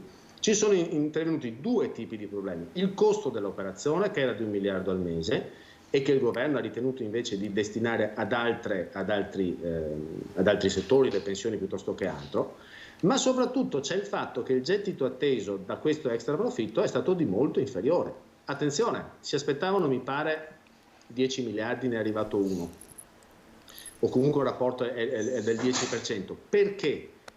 Perché non essendo un obbligo ed essendo molte aziende andate addirittura davanti al Consiglio di Stato per capire cosa sia extra profitto, e il Consiglio di Stato si riunirà l'8 di marzo per emettere la sua sentenza, noi siamo in balia di questa cosa. Per cui la speculazione da parte del piccolo io non ce la vedo. La speculazione da parte delle grandi distribuzioni, la quale nonostante il Brent sia calato del 25% da novembre ad oggi, non fa corrispondere a questo una diminuzione nel costo della benzina, ce la vedo tutta. Per cui il problema non è farsi la guerra tra poveri, il problema è fare in modo che consumatori abbiano trasparenza nei prezzi, che la parte di extra profitto venga riconosciuta per le misure che tutti paghiamo, ok? E allo stesso tempo che ci sia un allineamento tra quelli che sono i reali prezzi del mercato del petrolio e quelle che vengono applicati, perché è lì il buco, ok? Il buco è nel fatto che il governo ha fatto una scelta differente rispetto a quella del governo Draghi, sul quale adesso probabilmente ritornerà, però alla fine, ripeto, se aumenta la benzina, non aumenta solo la benzina, aumenta tutta la catena produttiva collegata al trasporto, la verdura, la pasta, eccetera, eccetera. Per cui, con un'inflazione all'11% che non vedevamo da 40 anni e con i redditi che non salgono, è evidente che tutte le conquiste anche che tu possa fare da un punto di vista sindacale vengono compresse da questa condizione, per cui tutti devono prendersi carico di questo. Io spero e presumo che il governo riveda le sue posizioni, ritengo che ci sia la necessità di un forte ragionamento su quella che è la struttura del costo del prodotto finale per quanto riguarda la benzina. È stato chiarissimo come sempre. Io la ringrazio davvero tantissimo, la lascio ai suoi impegni. Grazie a Stefano Bellotto, Grazie. presidente di Consum Treviso Belluno. A presto, a riaggiornarci. Grazie davvero, presidente, buon lavoro. Due aggiornamenti di cronaca, uno arriva da Venezia con la polizia locale e la Guardia di Finanza che hanno scoperto 9 locazioni turistiche, strutture ricettive abusive nel centro storico. Queste sono state scoperte durante i controlli svolti durante le festività natalizie. I controlli eseguiti hanno preso spunto sia dalle risultanze messe a disposizione dall'informatica operativa che dalle segnalazioni inviate da numerosi avventori a finanzieri e polizia locale, oltre agli approfondimenti sui questionari informativi compilati dai turisti in partenza. Altra notizia di cronaca che leggiamo invece dal sito del Gazzettino: all'esame per la patente andavano dei prestanome pagando fino a 8.000 euro, ottenevano la licenza di guida. Prestanome preparati, mandati a fare l'esame della patente per conto terzi in giro per le province venete, lombarde ed emiliane, documenti di guida fasulli intestati ai mandanti che scucivano dai 5.000 agli 8.000 euro per ottenere quelle carte. Un giro scoperchiato dalla Guardia di Finanza, siamo a Verona, e dalla magistratura. Le patenti conseguite con frode sono state cancellate e ora i responsabili dovranno sottostare al procedimento penale. E adesso ci spostiamo a Vicenza con la polemica del centrosinistra sui fondi PNRR utilizzati dal Comune per la riqualificazione di Campomarzo. Una discussione che sembra di fatto sancire l'inizio della campagna elettorale per le amministrative del 2023. Campomarzo, inizia qui la campagna elettorale per le amministrative di Vicenza 2023. L'ultima battaglia politica, anzi la prima in questa sfida per la poltrona di sindaco che si deciderà a giugno, è tutta in queste panchine dette antibivacco. Ma la definizione è già un azzardo, infatti non ci sono divisori metallici, semplicemente hanno misure ridotte, 1,50 m da bracciolo a bracciolo, e poi ci sono le poltroncine da 70 centimetri. La questione era diventata incandescente in Consiglio Comunale, dove l'opposizione di centrosinistra era insorta contro queste panchine che rientrano nella riqualifica di Campomarzo effettuata coi fondi PNRR. Con i soldi pubblici dei fondi PNRR dedicati al recupero dell'emarginazione sociale si finanziano elementi disturbanti, divisori per le panchine, sedute monoposto, cespugli tappezzanti e altri elementi di disturbo. La riduzione dell'emarginazione è quella dando servizi ai senza tetto, alle persone in difficoltà presso strutture come stiamo facendo con l'amministrazione. Abbiamo raddoppiato i posti addirittura nell'albergo cittadino trovando una seconda struttura. Quello è ridurre l'emarginazione. Botta e risposta tra opposizione e amministrazione di Vicenza. I fondi PNRR, in questo caso, sono rivolti a ridurre il degrado sociale. Noi qui andiamo a alleviare il problema del degrado quando troviamo persone, ma che può anche non essere un senza tetto, può essere anche uno studente o una persona con grado alcolico alterato, che si stende durante il giorno e non è una cosa bella da vedere. Quindi quello è il senso di avere i braccioli, quindi impedire di stendersi di chiunque. Insomma, su queste panchine non ci si stravacca, ma non sono state pensate per dissuadere i senza tetto dal dormirci sopra, anche perché per i clochard ci sono le strutture come l'albergo cittadino e chi vuole dormire all'aperto lo fa cercando posti riparati e non su panchine che, lunghe o corte, sono comunque scomode. In questo caso l'obiettivo è recuperare le zone degradate, come Campomarzo. Dal parco giochi alla libera palestra, percorsi igienici, bagni pubblici, spazi per la cittadinanza. Riconsegnare questi territori rinati, rigenerati, in questo caso completamente cambiati, alla popolazione. E allora siamo andati proprio a Campomarzo per sentire cosa ne pensano i cittadini. Io sono d'accordissimo, cioè è giusto che sia così, cioè se uno deve andare a dormire magari attivarsi per procurargli una sistemazione umana decente, ecco basta, tutto qui. Ma non sulle panchine ovviamente. Sì, mi trovo d'accordo, è una buona idea per evitare appunto di trovarsi magari in spiacevoli anche situazioni. No. Nemmeno io. Io lascio stare così le panchine, va bene, e poi se qualcuno vuol dormire che dorma, vanno a Monteberico, insomma, ecco. Sì. No, dormono ugualmente, sia che ci siano i braccioli sia che non ci siano. Penso che può essere una buona idea se però le aiutano in qualche altro modo, non se li abbandonano e basta, perché io abito sotto i portici e c'è della gente che dorme sotto i portici.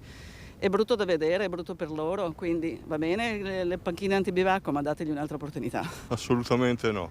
Cosa dice allora? Perché le panchine possono stare benissimo dov'è, non danno fastidio a nessuno. È un'iniziativa molto valida, anche perché evita bivacchi. C'è gente purtroppo che ha bisogno anche di dormire, ma ci sono posti adatti, tipo Caritas, eccetera. Le panchine rappresentano una buona idea, un tentativo, oserei dire quasi eroico, per ridare Campomarzo la sua dignità. Però non credo che basterà. Una bella cancellata a una certa ora va chiusa.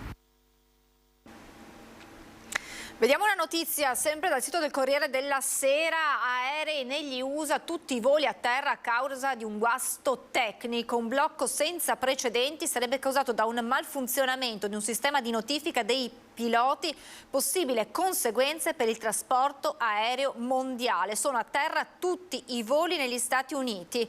Un malfunzionamento di un sistema di notifica dei piloti ha costretto a bloccare tutti i voli con possibili conseguenze per il trasporto aereo mondiale. A riportarlo è l'emittente americana NBC.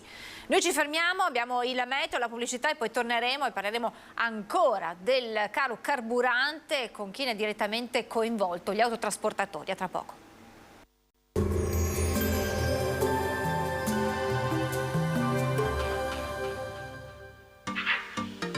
Tremonti, attrezzature e materiale per saldatura professionale a Montebelluna. Benvenuti al meteo. La pressione torna a diminuire temporaneamente per l'arrivo di una modesta perturbazione che toccherà in parte anche il nostro territorio.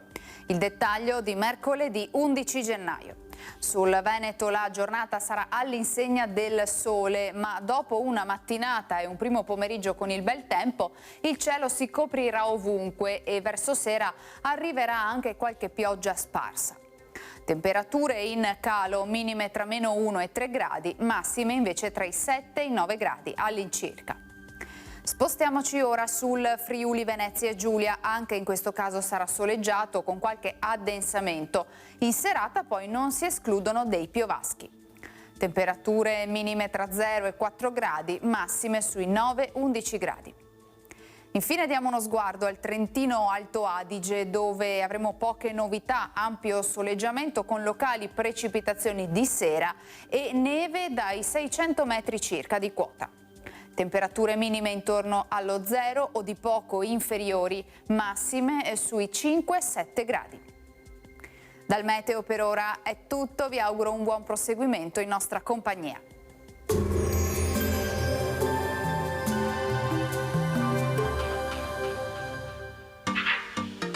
Tremonti, attrezzature e materiale per saldatura professionale a Montebelluna.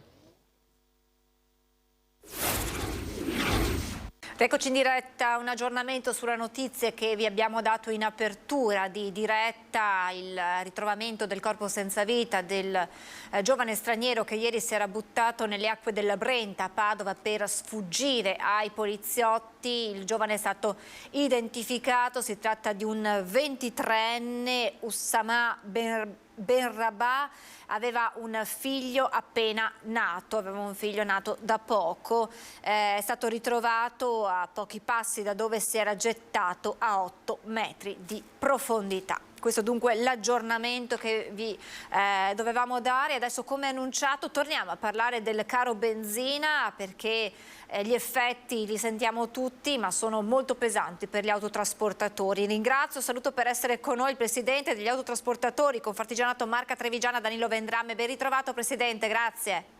Buongiorno a tutti.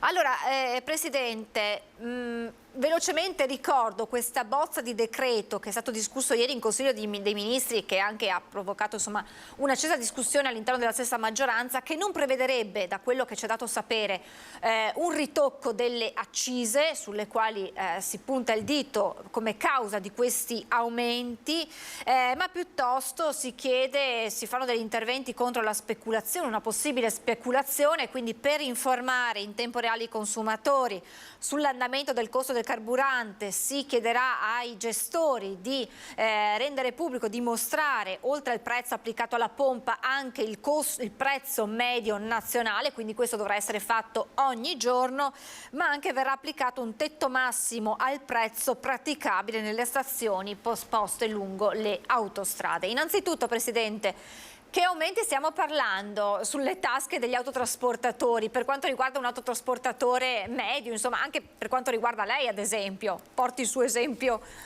con dati alla mano se li ha.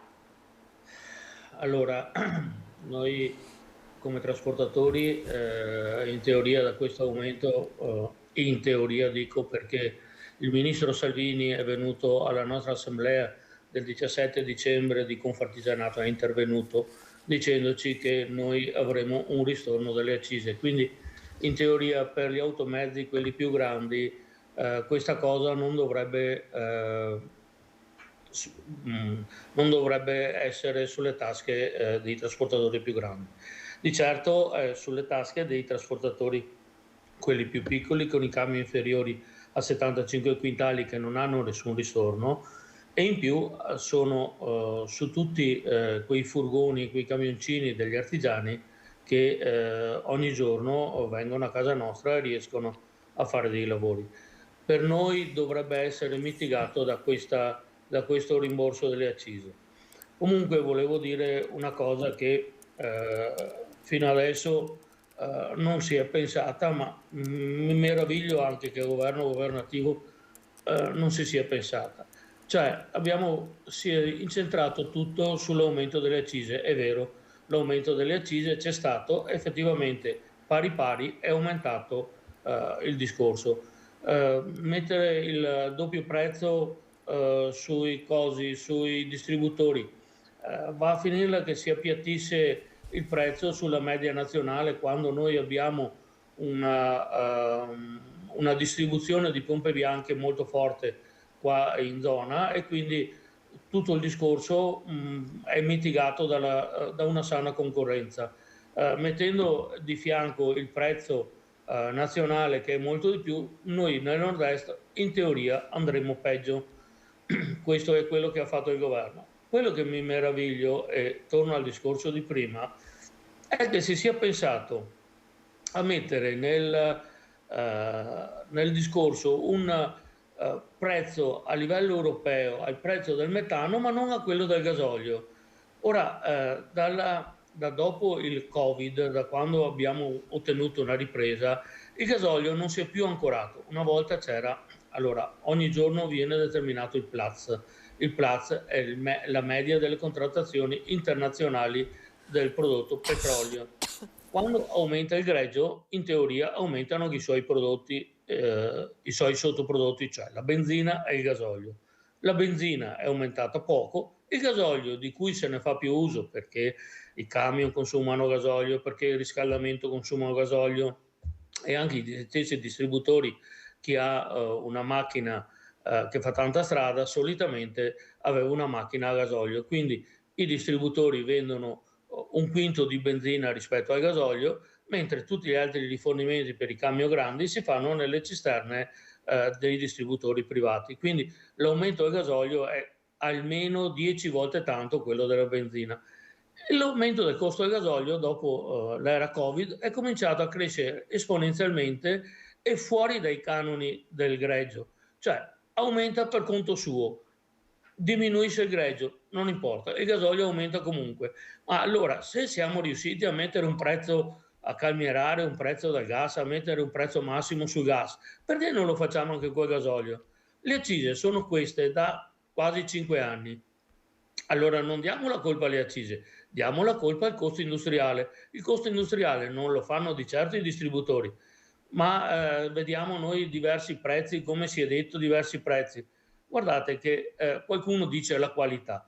A Marghera, che rifornisce diciamo l'80%, 90% dei distributori che abbiamo, di tutti i consumi che abbiamo qua in Veneto, ci sono 3 depositi, di cui uno fa l'80%, quindi che io carichi, vada a fare rifornimento all'ENI, vada a fare rifornimento all'API, all'IP, alla ESSO, il cisternone su cui carichiamo, perché io trasporto carburanti da 40 anni, il cisternone da cui carichiamo, il tubo da cui carichiamo è sempre lo stesso, quindi non c'entra niente la qualità, è solo un limite, diciamo, sulla concorrenza che si fa. Chi è il più alto di tutti? Perché dicono i distributori, il più alto di tutti è la compagnia di bandiera. L'Agip è sempre più alta di tutti. Allora la compagnia di bandiera comandata dallo Stato fa speculazione? No, credo proprio di no. Allora dobbiamo cercare effettivamente dove c'è la speculazione. La speculazione è sul mercato internazionale. Allora bisogna incidere là, non andare a fare delle cose strane che dopo potrebbero essere addirittura, specialmente per noi in Veneto che abbiamo un tessuto di pompe bianche molto robusto, potrebbe essere addirittura controproducente. Insomma, un price cap per il carburante, questo che lei dice, è inutile stare qui a discutere accise, non accise, bisogna mettere un tetto a livello europeo. Sì, cioè, lei capisce che se aumenta la farina, aumenta il pane. Allora, se aumenta il greggio, aumenta anche il gasolio, aumenta anche la benzina. Siamo al paradosso che la benzina costa molto meno del gasolio. In 40 anni è la prima volta che lo vedo. Solitamente è sempre il gasolio che costa meno della benzina, il prodotto principe quasi sempre è la benzina e costa oggi, al netto dell'accisa che è circa 0,15 in più del gasolio, al netto dell'accisa costa un 0,20, 0,25 in meno. Ma allora è impossibile che il sottoprodotto o il prodotto secondo prodotto di raffinazione costi più del primo? No, è facile perché c'è più richiesta. Su questo sono d'accordo, ma a quel punto là, perché non incidere sul mercato europeo? Perché non incidere sul mercato mondiale? Mettiamo un prezzo, anche là un prezzo limite. Ovvio che noi ci troviamo un po' male perché in Italia consumavamo il 30% del gasolio russo, prima greggio che andava raffinato in Sicilia o direttamente gasolio russo che veniva direttamente sui nostri depositi. Certamente questo, ma certamente la Russia non svendeva il prodotto e quindi, ripeto, se prima era ancorato a questo Platz che viene determinato tutti i giorni, era il sottoprodotto del petrolio, del Brent o del VTI, come si voglia chiamare, il Brent che chiamiamo sempre tutti. Il Brent cresce anche il gasolio, il Brent scende anche il gasolio. È sceso il Brent, non è sceso il gasolio, allora c'è qualche anomalia, allora lì sì c'è la speculazione. Allora fermiamo quella speculazione, non quella dei 0,20 sui distributori, che dopo onestamente domani è previsto un aumento di questo Platz di 20 millesimi. Ovvio che il distributore che ha comprato oggi o che comprerà domani ha una differenza di 20 millesimi, ovvio che lo venderà a 20 millesimi in più o 20 millesimi in meno, cioè è ballerino il prezzo, ma che non segua una linea, questo non va bene. Presidente, torniamo alla vostra situazione. Se i grandi autotrasportatori hanno questa promessa, chiamiamola così, del ministro Salvini, ci sono invece i piccoli che poi rappresentano insomma una fetta importante delle nostre... Il 90%. Il? 90%. Ecco, quindi non importante. Il 90% dei mezzi immatricolati non gode di questa agevolazione. E quindi per loro che cosa succede adesso? Devono sborsare molto di più ogni pieno. Più o e meno... non c'è soluzione di tornare indietro. E più o meno si può quantificare quanto pesa in più sulla gestione mensile, insomma, di questi autotrasportatori, questo rincaro? Ma su cosa calcoliamo? Sul prezzo di domani? Sì, no, ha ragione. Sul prezzo di fra una settimana che è variato? Su quale prezzo? Cioè, il discorso sta alla base. O eliminiamo la speculazione e eliminiamo 0,2, 0,3 centesimi, 0,2-0,3 al litro, o altrimenti andare allo 0,02 o 0,03 in più. Conta niente su un pieno 50 litri, 0,2 è €1. Non conta niente questa storia. Bisogna andare a verificare dove veramente si fa la speculazione, sui mercati internazionali. Insomma, questi soldi bisogna però tirarli fuori per fare il pieno, e allora cosa si fa? Si riducono gli spostamenti? Si fa ricadere sul cliente finale? Ovvio, va tutto sul cliente finale. Aumenterà un altro giro, aumenterà tutto, anche perché dopo, quando si comincerà a aumentare, tutti saranno invogliati a fare un altro giro di aumenti, perché tanto io pago di più il gasolio e quindi devo aumentare, tanto faccio di più questo, quindi devo fare, e a questo punto non è escluso che ci sia un altro giro di aumenti, e invece di calare l'inflazione avremo un'inflazione molto più alta per tutti quanti. Cioè, il discorso del mercato internazionale vorrei riportarlo anche su un altro piano. Stiamo parlando di carburanti, ma se parliamo delle gomme siamo praticamente là. Pagavamo meno di 400 euro 2 anni fa una gomma da camion, oggi siamo sui 600, ma allora quando io vado a cambiare 6 gomme del camion, che noi ne abbiamo 16, ma vai a cambiarne 6-7 alla volta, ma allora quando vai a cambiare 6 gomme cominci a spendere 2-3 mila euro in più. Sì, ti bastano per un pezzo, però le devi pur girare da un'altra parte, e questo è il risultato della filiera degli aumenti. Non aumenta il gasolio, bene, per noi ce lo ristorano, bene, però va aumentato da un'altra parte, e quindi siamo sempre in mezzo al guado, perché non sai mai come riuscire a fare un prezzo che dopo dovrebbe essere un prezzo, un preventivo che magari dura un anno, e oggi come oggi c'è l'incertezza, a meno che non lo ancori proprio a dei punti fissi, che sono quelli del gasolio, quelli delle gomme, eccetera, che per il padroncino, che sono il 98% dei trasportatori, è impossibile fare. Ma ci sono realtà, da quello che voi sapete, Presidente, che stanno pensando di fermarsi, di aspettare, di capire quello che succederà, anche se però è un'incertezza che rischia di avere tempi molto lunghi?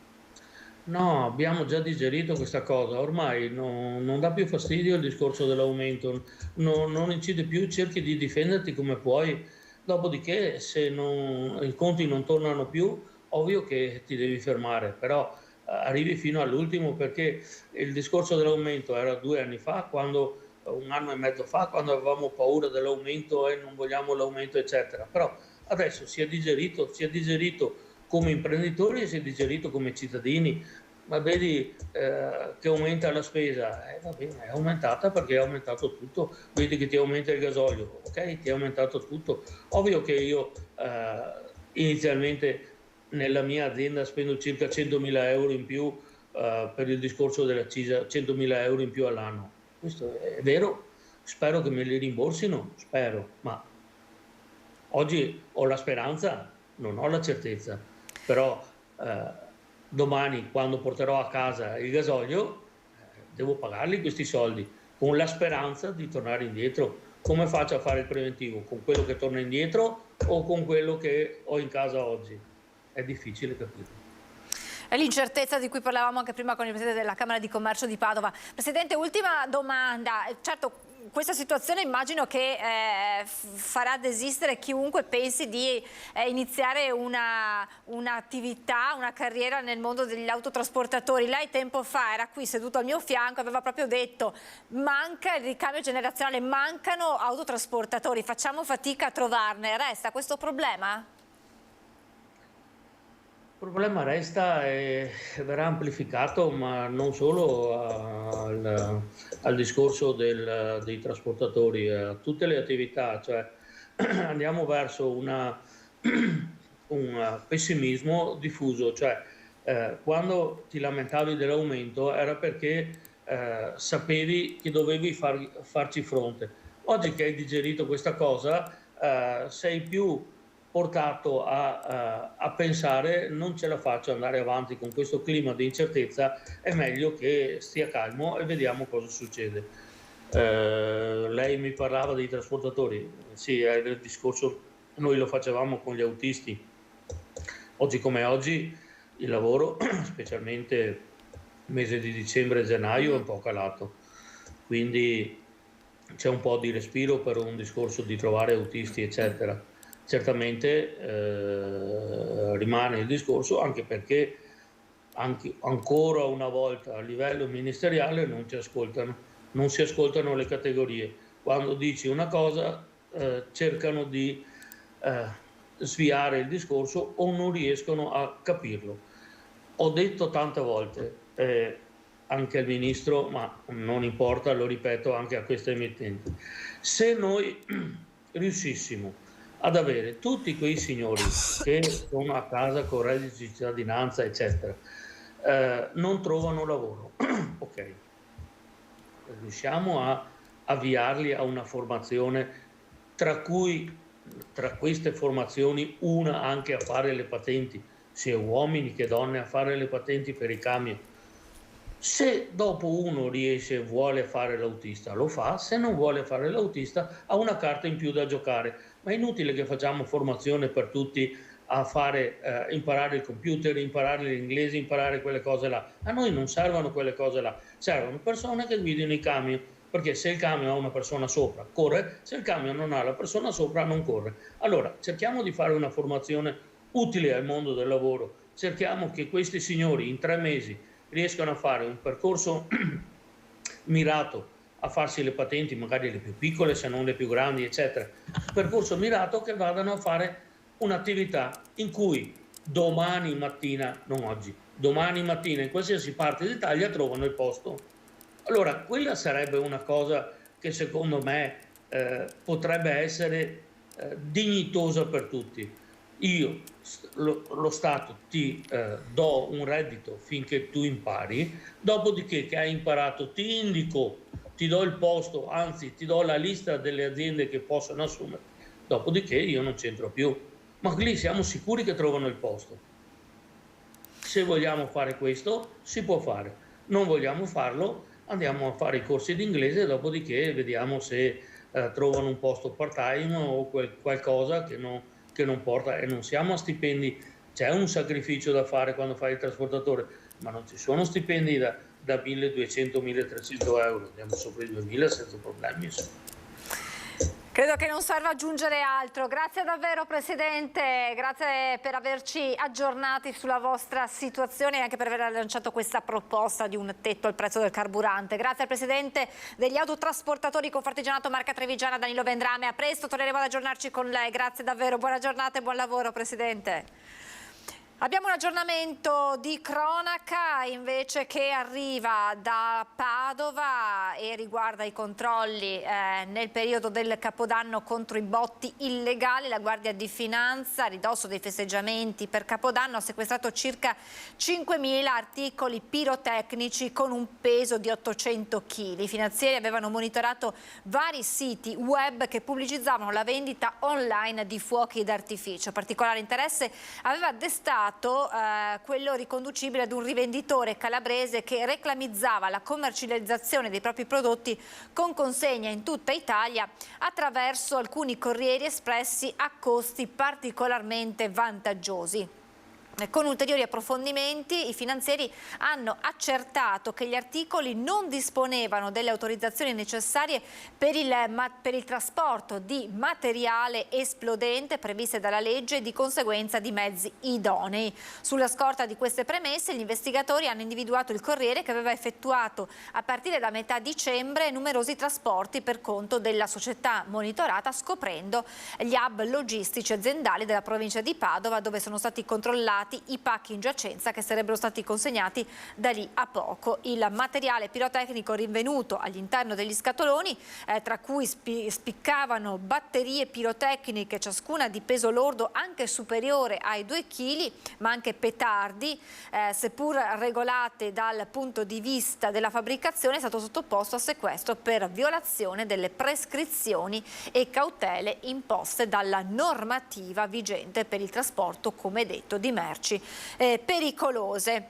Torniamo a parlare della polemica dopo l'assalto ai luoghi, alle sedi delle istituzioni brasiliane. La polemica non si placa in Italia e in Veneto contro l'ex presidente Bolsonaro e contro lo striscione dei consiglieri regionali che lo sostenevano. L'opposizione chiede che la cittadinanza onoraria che era stata data a Bolsonaro ad Anguillara venga revocata.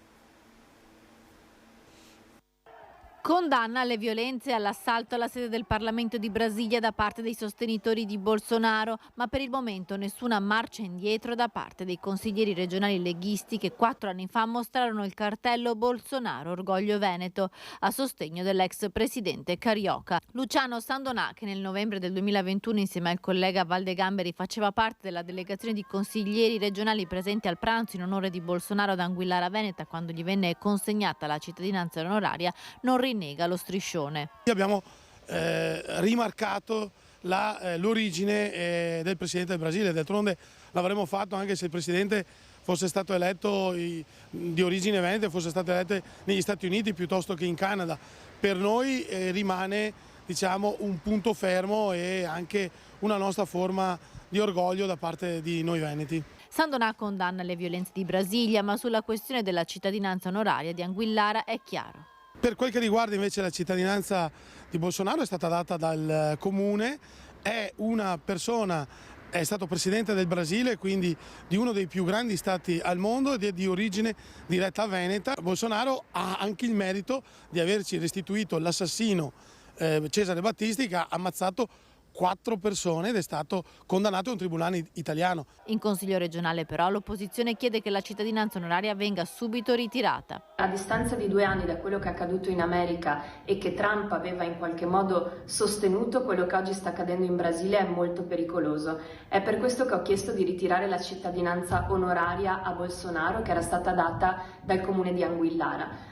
Non solo perché potrebbe scappare, ma anche perché credo che serva dire oggi che Bolsonaro non è orgoglio veneto, perché quello che ha fatto in Brasile, e non solo questo, ma anche come ha governato in passato quel paese, non merita di essere riconosciuto con orgoglio. Oltre a questo, Elena Ostanel chiede una presa di posizione forte contro Bolsonaro da parte dei consiglieri regionali di maggioranza, specie da quelli che lo hanno sostenuto mostrando il famoso striscione. Bisogna assolutamente che il Consiglio regionale, ma soprattutto i consiglieri che qualche anno fa lo hanno sostenuto chiamandolo orgoglio veneto e chi oggi continua a dire che è con orgoglio un veneto, debbano assolutamente cambiare idea e dare un segnale chiaro contro chi mette a repentaglio la democrazia. Ieri il sindaco di Padova, Sergio Giordani, si è sottoposto in day hospital ad una procedura medica per correggere una leggera fibrillazione atriale, ovvero una irregolarità del battito cardiaco. La procedura è stata eseguita in sedazione cosciente, è stato ripristinato il normale ritmo del cuore ed è riuscita in maniera del tutto ottimale. Giordani sta molto bene, già da ieri è a casa e dopo pochi giorni di riposo conta di tornare alla sua consueta attività. Andiamo in provincia di Treviso, a Silea per l'esattezza, dove l'amministrazione comunale per migliorare il traffico ha pronte 16 proposte, tra queste un senso unico in via Roma che preoccupa i commercianti di quella strada che temono di perdere i clienti di passaggio.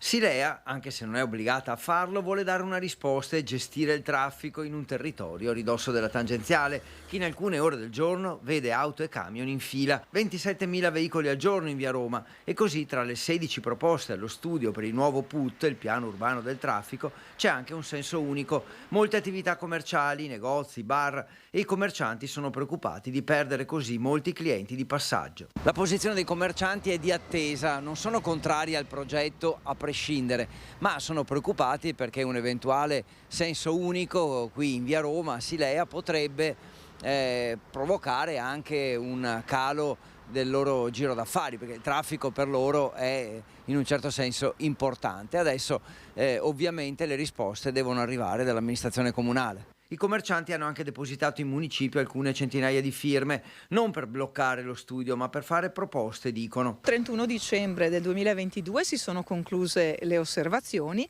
e quindi lo studio tecnico ha raccolto tutte le osservazioni della cittadinanza, delle associazioni di categoria. Quindi l'amministrazione vaglierà le proposte che arrivano dallo studio tecnico e sceglierà quelle che meritano di essere portate avanti. L'iter prevede poi l'invio in Regione Veneto per la procedura di VAS e poi la successiva approvazione.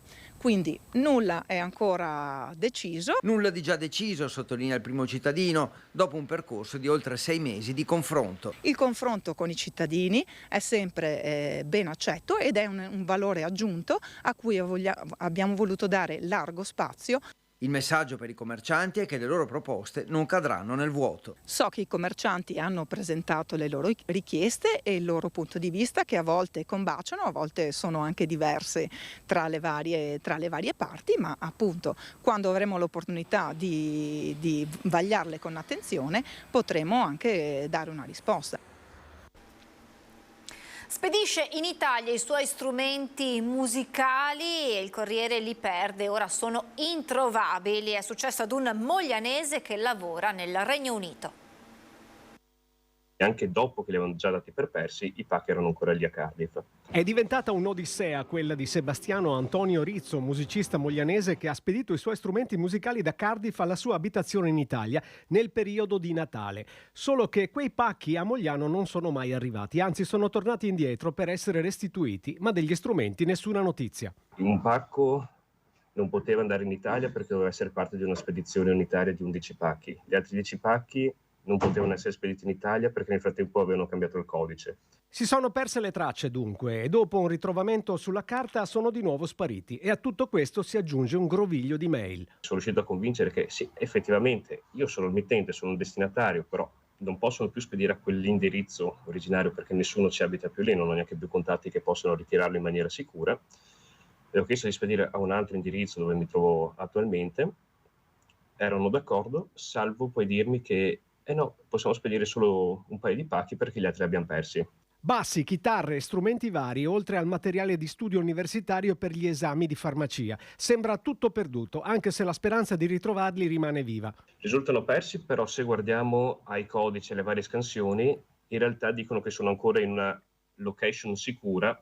Ma Sebastiano non molla e rivuole indietro i suoi strumenti, disposto a dare battaglia fino in fondo. Io spererei soltanto che qualcuno andasse in magazzino, recuperasse gli strumenti, perché non è possibile che un pacco si muova da solo da un giorno all'altro senza che nessuno se ne accorga, e si decidessero a rispedire almeno qui a Cardiff.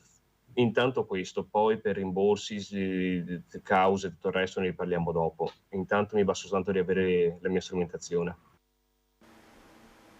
Ultimo atto ufficiale per Mauro De Carli, segretario uscente della Camera del Lavoro di Belluno, che al 12° congresso provinciale ha proposto una disamina precisa, puntuale e franca sulla situazione attuale della provincia e del lavoro che deve essere fatto senza sconti. Una lettura che bene si attaglia alla situazione nazionale che si riflette sul nostro territorio, dalla pandemia alla guerra in Ucraina, che hanno rivelato ancor di più la pesantezza di un disagio esteso al sistema produttivo, Mauro De Carli affronta la platea del 12° congresso provinciale della CGIL al Palafiere di Longarone per l'ultima volta da segretario generale. Dobbiamo lavorare per migliorare alcune questioni base, insomma, giustamente le questioni salari a livello nazionale, salari, il valore delle pensioni.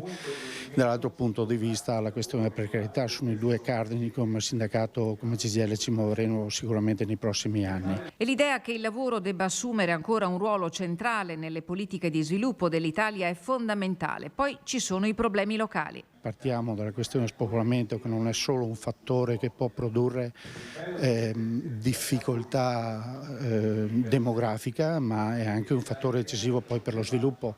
O recuperiamo popolazione o recuperiamo soprattutto giovani popolazioni, o altrimenti anche il nostro sistema produttivo rischia di implodere. In 12 pagine di relazione, un concentrato di analisi e strategia per il futuro. Il problema, afferma De Carli, è che non c'è la vera capacità di sintesi, che subiamo indirizzi prodotti da una regia veneta poco attenta al bellunese. Caso emblematico le Olimpiadi 2026, che hanno un modello turistico potenzialmente in esaurimento nei prossimi 20-30 anni a causa del cambiamento climatico. Applausi al segretario uscente, pronto a cedere il ruolo a Denise Casanova, candidata alla guida della Camera del Lavoro, che ha dentro forti capacità di innovazione per una costruzione moderna di una CGIL più forte e decisiva nel lavoro in questo territorio. Se tornassi indietro rifarei tutto in uguale modo. Non mi hanno pesato gli errori, forse qualche rimorso per non essere stato deciso in qualche occasione. So che non avrete paura di sbagliare, perché abbiamo il coraggio di lottare e credere in un mondo migliore.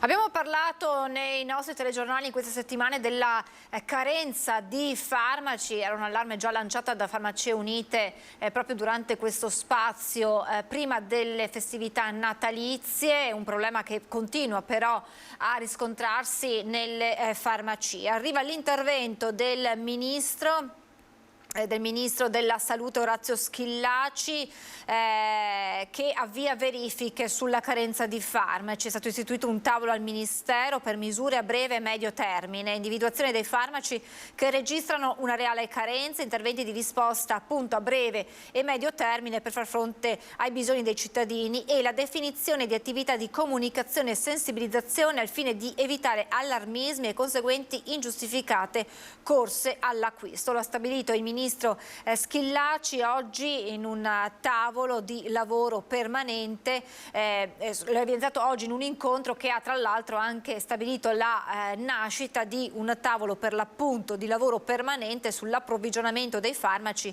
per definire la reale entità del fenomeno e indicare proposte risolutive. Dunque dal Ministero della Salute una risposta a quelle che erano stati gli allarmi, e proprio oggi c'era un intervento anche di Farmacie Unite che chiedeva proprio in tal senso, vedo di recuperare il comunicato. Farmacie Unite propone al governo e ad AIFA un alert che segnali ai medici prescrittori i medicinali non disponibili, in modo che il paziente nel momento in cui va in farmacia possa già sapere se il medicinale ordinato dal medico c'è o non c'è sugli scaffali della farmacia. Vedremo dunque quelle che saranno poi le novità in tal senso nei prossimi giorni. Torniamo nella Marca Trevigiana, a Mogliano, con 29 defibrillatori installati nelle aree ad alta densità abitativa e ad alta frequentazione per una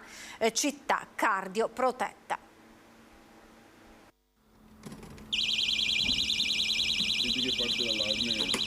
Si chiama Mogliano nel cuore, il nuovo progetto di cardioprotezione della città, e nasce dalla collaborazione tra l'assessorato allo sport e l'associazione sportiva Outdoor Nordic and Wellness.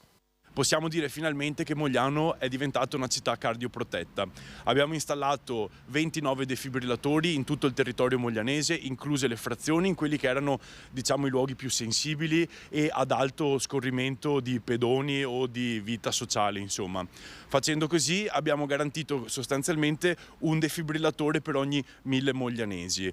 La seconda fase del progetto inizierà proprio con l'avvio del nuovo anno e prevede la distribuzione di una mappa a tutte le famiglie che darà la possibilità di identificare la posizione esatta dei nuovi defibrillatori e di quelli già installati in precedenza. La seconda fase del 2023 prevede però anche un importante periodo di formazione e partiremo proprio da quelli che sono le persone che agiscono all'interno delle associazioni di quartiere, che quindi rappresentano tutta la cittadinanza, proprio per fare un'attività di formazione concreta e diretta e che possano diventare, diciamo, dei nuovi cittadini attivi e che possono anche saper utilizzare questi che sono dei dispositivi importanti per salvare le vite. E adesso parliamo di animali pericolosi che convivono con noi, allora cercheremo di capire come individuarli, ma anche insomma che attenzioni porre quando ci troviamo ad avere a che fare. Saluto, lo ringrazio per essere con noi, Paolo Zorzi, biologo del Tropicarium Park di Jesolo. Buongiorno dottore, grazie per essere con noi, e buongiorno al dottor Diego Cattarossi, veterinario del Tropicarium Park. Buongiorno e ben ritrovati, grazie per essere con noi. Ciao Francesca. Grazie, buongiorno. Dottor Zorzi, che cosa ha alle sue spalle? C'è il terrario dei boa constrictor, che sono dei serpenti decisamente più grandi di quelli di cui parleremo dopo, però mi sembrava, come dire, coerente posizionarmi qui per il discorso di oggi. Molto bene, la ringrazio, per fortuna sono lì ben protetti, per fortuna non ha ragni alle sue spalle, altrimenti probabilmente avrai lasciato lo studio. Ma detto questo, dottor Zorzi, io inizio subito con lei per capire, a proposito di serpenti, come possiamo capire se un serpente con il quale ci troviamo ad avere a che fare in qualche modo, magari durante una passeggiata, è pericoloso o è innocuo? E poi le chiederò anche come differenziare una semplice biscia da una più pericolosa vipera. Certo, allora tutto parte dal posto in cui siamo, il tipo di habitat, perché ovviamente fare una passeggiata lungo ad esempio il nostro Sile è completamente diverso rispetto a fare una passeggiata in alta montagna. E già questo appunto fa una grossa differenza, perché nella nostra pianura, a parte qualche piccola zona in cui possiamo trovare la vipera comune, non andremo mai a trovare esemplari di vipera e quindi quei serpenti che sono effettivamente velenosi, ma troveremo le cosiddette bisce, quindi quei serpenti che chiamiamo colubridi. Se siamo invece appunto in montagna, potrebbe essere che possiamo incontrare appunto uno di questi animali. State vedendo anche adesso nelle foto alcune vipere e nel mentre anche alcuni colubridi, tra poco li vedrete, così vi spiego un po' quali sono i tratti che possiamo andare ad individuare per capire se appunto il serpente che abbiamo davanti è velenoso o meno. Infatti le vipere, che sono i serpenti velenosi, si differenziano prima di tutto per l'aspetto, che è generalmente un po' più piccolo, ha un corpo come vedete adesso su questa foto in cui si vede una bellissima vipera berus, ha un corpo molto tozzo e corto, mentre in confronto i colubridi hanno un corpo decisamente più allungato, come si vede ad esempio adesso con questo esemplare di saettone. Un'altra differenza è l'attaccatura della coda, perché forse non tutti lo sanno, però i serpenti non sono animali fatti da testa e coda, ma hanno anche un corpo che poi va a svilupparsi appunto in una coda finale. Ecco, nelle vipere diciamo il cambiamento, il progressivo cambiamento tra coda e corpo è molto netto, c'è un distacco netto, mentre nel caso dei colubridi, quindi ripeto le bisce, i serpenti non velenosi, è molto più progressivo e graduale. Quando vengono i ragazzi qua in visita al Tropicarium Park faccio sempre questo esempio. Nel caso delle bisce il cambiamento da corpo, il passaggio scusate, da corpo a coda è molto più graduale, come se fosse uno spillo, un ago, mentre nel caso della vipera dobbiamo immaginare una matita, quindi un corpo molto più tondeggiante e grosso come appunto il corpo della matita, che poi passa invece alla coda stessa. Altre caratteristiche sono ad esempio la forma della pupilla, che è tonda nei colubridi mentre è verticale nel caso delle vipere, e la forma della testa, che è molto più spigolosa e triangolare nel caso delle vipere, mentre nei colubridi è molto più, con forme molto più dolci. Anche se bisogna dire che effettivamente anche quest'ultima indicazione potrebbe ogni tanto trarci in inganno, perché a volte i colubridi per difendersi vanno a gonfiarsi e quindi vanno un po' a modificare le proprie caratteristiche morfologiche, quindi del loro aspetto. Bisogna sempre considerare che ci sono anche altre indicazioni morfologiche che possono aiutarci, però secondo me queste qua che vi ho appena appunto illustrato sono le principali, che possono aiutare anche le persone comuni che fanno semplicemente due passi e non sono certo esperte di questi animali. Ecco, quando ci si trova a tu per tu con una vipera, io mi ricordo quando si andava in montagna si diceva batti i piedi, che così se ci sono le vipere scappano perché sentono le vibrazioni, cose di questo genere. Ma come si può fare in modo per evitare poi un contatto diretto e quindi anche il morso della vipera? Beh, partiamo dal presupposto che in realtà sono animali molto schivi, molto paurosi, quindi loro per primi sono decisamente non interessati a venire a fare la nostra conoscenza, ma nel caso in cui ne vedessimo un esemplare o comunque volessimo proteggerci ancora prima di trovarli, ci sono delle solite regole, diciamo, un po' di buon comportamento, come appunto dicevi anche tu prima, il battere un bastone per terra o i piedi per far sentire il nostro arrivo e quindi evitare di prendere di sorpresa l'animale. E ancora prima di partire da casa, attrezzarsi con calzature idonee, quindi lo scarpone sopra alla caviglia e anche una calzatura adeguata come un paio di calzini grossi fino al ginocchio possono ovviamente andare, nel caso sfortunato di morso, a limitare il danno. Altra cosa, bisogna considerare che poi in realtà non sono neanche poi così facili da incontrare. Come dicevo prima, sono animali che tendono a nascondersi. Ecco, nel malaugurato caso che però il morso avvenga, quali sono le indicazioni da dare?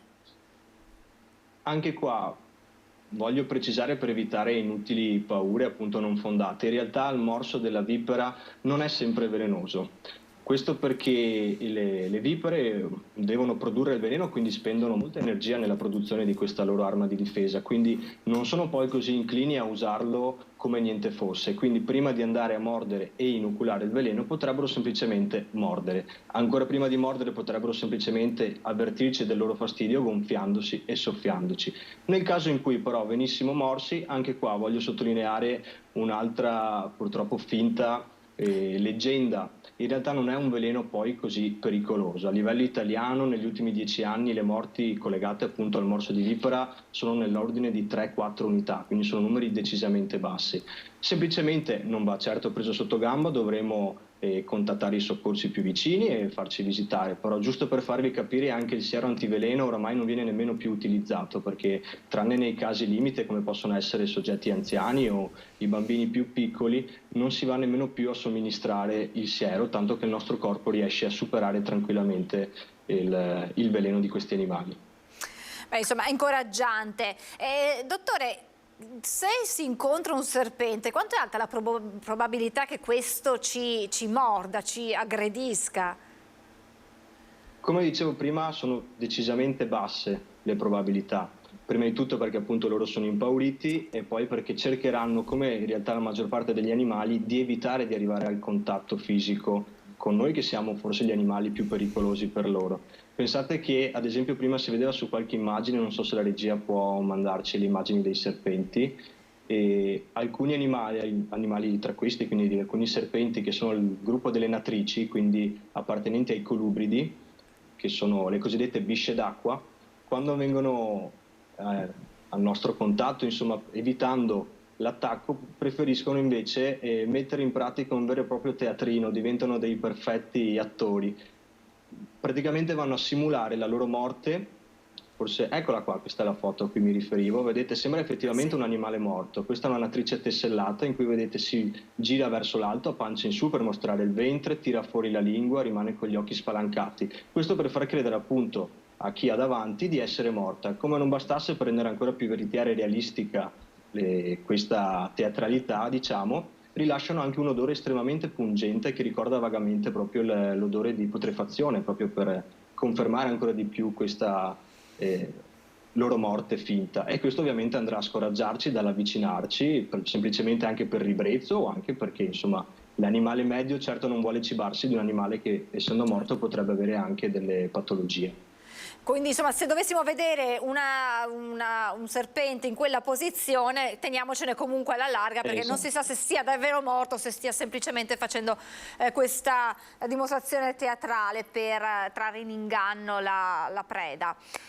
Parlando di animali velenosi, dottor Zorzi, soprattutto in estate, devo dire soprattutto negli ultimi anni, perché io non ho ricordi di aver sentito parlare del ragno violino. Che Che dimensioni ha? È grande, è piccolo e soprattutto è davvero così pericoloso? Perché insomma abbiamo sentito di molte persone che erano state punte da ragno violino ed aver avuto poi conseguenze insomma, importanti con conseguenti ricoveri anche in ospedale.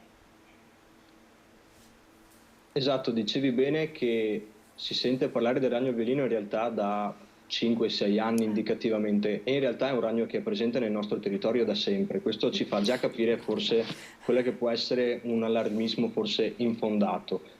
Non voglio dire con questo che il ragno violino non sia pericoloso, perché in realtà è effettivamente dotato di un veleno potenzialmente pericoloso. Però anche qua i dati vengono in nostro aiuto, perché in realtà non esistono decessi a livello europeo proprio dettati dal morso di questo ragno. È sicuramente un incontro spiacevole, ma anche qua, nello stesso modo di come raccontavamo prima per i serpenti, in realtà il ragno violino prima di arrivare a mordere insomma, cerca per primo di evitarci. E poi anche è vero che, a differenza di come ci viene spesso descritto, non è nemmeno un ragno così grande. Noi siamo abituati ormai che ad ogni ragno abbastanza grande tutti lo chiamino automaticamente ragno violino, quando in realtà il ragno violino è forse anche uno tra i ragni più piccoli, perché il corpo difficilmente arriva al centimetro. Poi ha delle zampe più lunghe, però comunque non è certo quel classico ragno che potremmo definire tarantola nell'immaginario comune, ecco. Quindi sì, bisogna stare attenti, nel caso di morso andremo ovviamente a chiedere aiuto ai soccorsi, però senza allarmarsi, perché anche qua, anche i casi che hanno portato a complicazioni mediche sono purtroppo casi in cui magari il paziente non si è accorto in tempo degli effetti di questo morso ed è andato quindi poi a farli peggiorare non prendendosene cura. Non bisogna allarmarsi, io invece mi allarmo, dottor Catarossi, se penso che anche da noi c'è un ragno chiamato vedova nera. Ma sì, ma è proprio vero. E tra l'altro la vedova nera del Mediterraneo, o malmignatta, così chiamata, geneticamente correlato a quello americano, quindi verosimilmente hanno avuto un'origine comune. Che cos'è? È appunto un ragno che viene chiamato vedova perché ha la bizzarra abitudine, la femmina, dopo l'accoppiamento, di nutrirsi del maschio. È l'unico ragno che effettivamente può dare addirittura casi di mortalità nell'uomo. Stiamo parlando di insomma, pochissimi casi, di 4 casi accertati in Italia e nel territorio ligure, però sono degli animali che sicuramente sono velenosi. Parliamo di ragnetti di piccole dimensioni che quando pungono immediatamente tu non ti accorgi di nulla. Non senti neppure dolore. Dopo circa un quarto d'ora comincia il dolore nel punto di inoculo, il formicolio, e per la maggior parte delle persone il tutto si ferma qua. Per alcuni soggetti, soprattutto anziani e bambini, che come ricordava Paolo nella trattazione che ha fatto prima sui serpenti, sono comunque le persone più soggette alle sintomatologie da veleno, si può arrivare a forte mal di testa, a cefalea, a crampi muscolari, a vomito, a sindromi cardiologiche, a volte anche a shock. La regia ci ha fatto vedere un'immagine, un piccolo ragnetto nero e rosso. Si chiama aposematismo e è il contrario del mimetismo. Fa di tutto per farsi vedere, perché uno che ha una colorazione rossa sta facendo di tutto per farsi vedere. È la tecnica che usano alcuni animali velenosi per dire: occhio che se mi mangi stai male, occhio che se ti avvicini ti mordo. È il contrario del mimetismo. Quindi l'esperienza avuta fondamentalmente con questi animali dovrebbe essere il massimo deterrente per ulteriori incontri. Insomma, ci avvertono, più di questo non possono fare. Ma Esatto. dove è possibile incontrarlo? Ok, allora, in tutti i territori, in Italia è presente vicino ai mari, nei climi temperati, solitamente sfrutta gli anfratti del terreno, i muretti a secco, dove crea una bellissima ragnatela tridimensionale, molto bella da vedersi. Fanno anche delle tane a volte sull'erba secca, quindi fondamentalmente nelle passeggiate sul litorale, nelle passeggiate in campagna, in zone vicino al mare è il territorio dove è più presente è la Liguria, però sappiamo che c'è in Lazio, che c'è in Sicilia, che c'è in Sardegna, che c'è anche in alcune zone del Veneto. In Toscana sembra sul lago di Garda, ma sono segnalazioni ancora da verificare. A proposito di mari, aumentano le segnalazioni di punture causate dalle tracine nei nostri mari, appunto.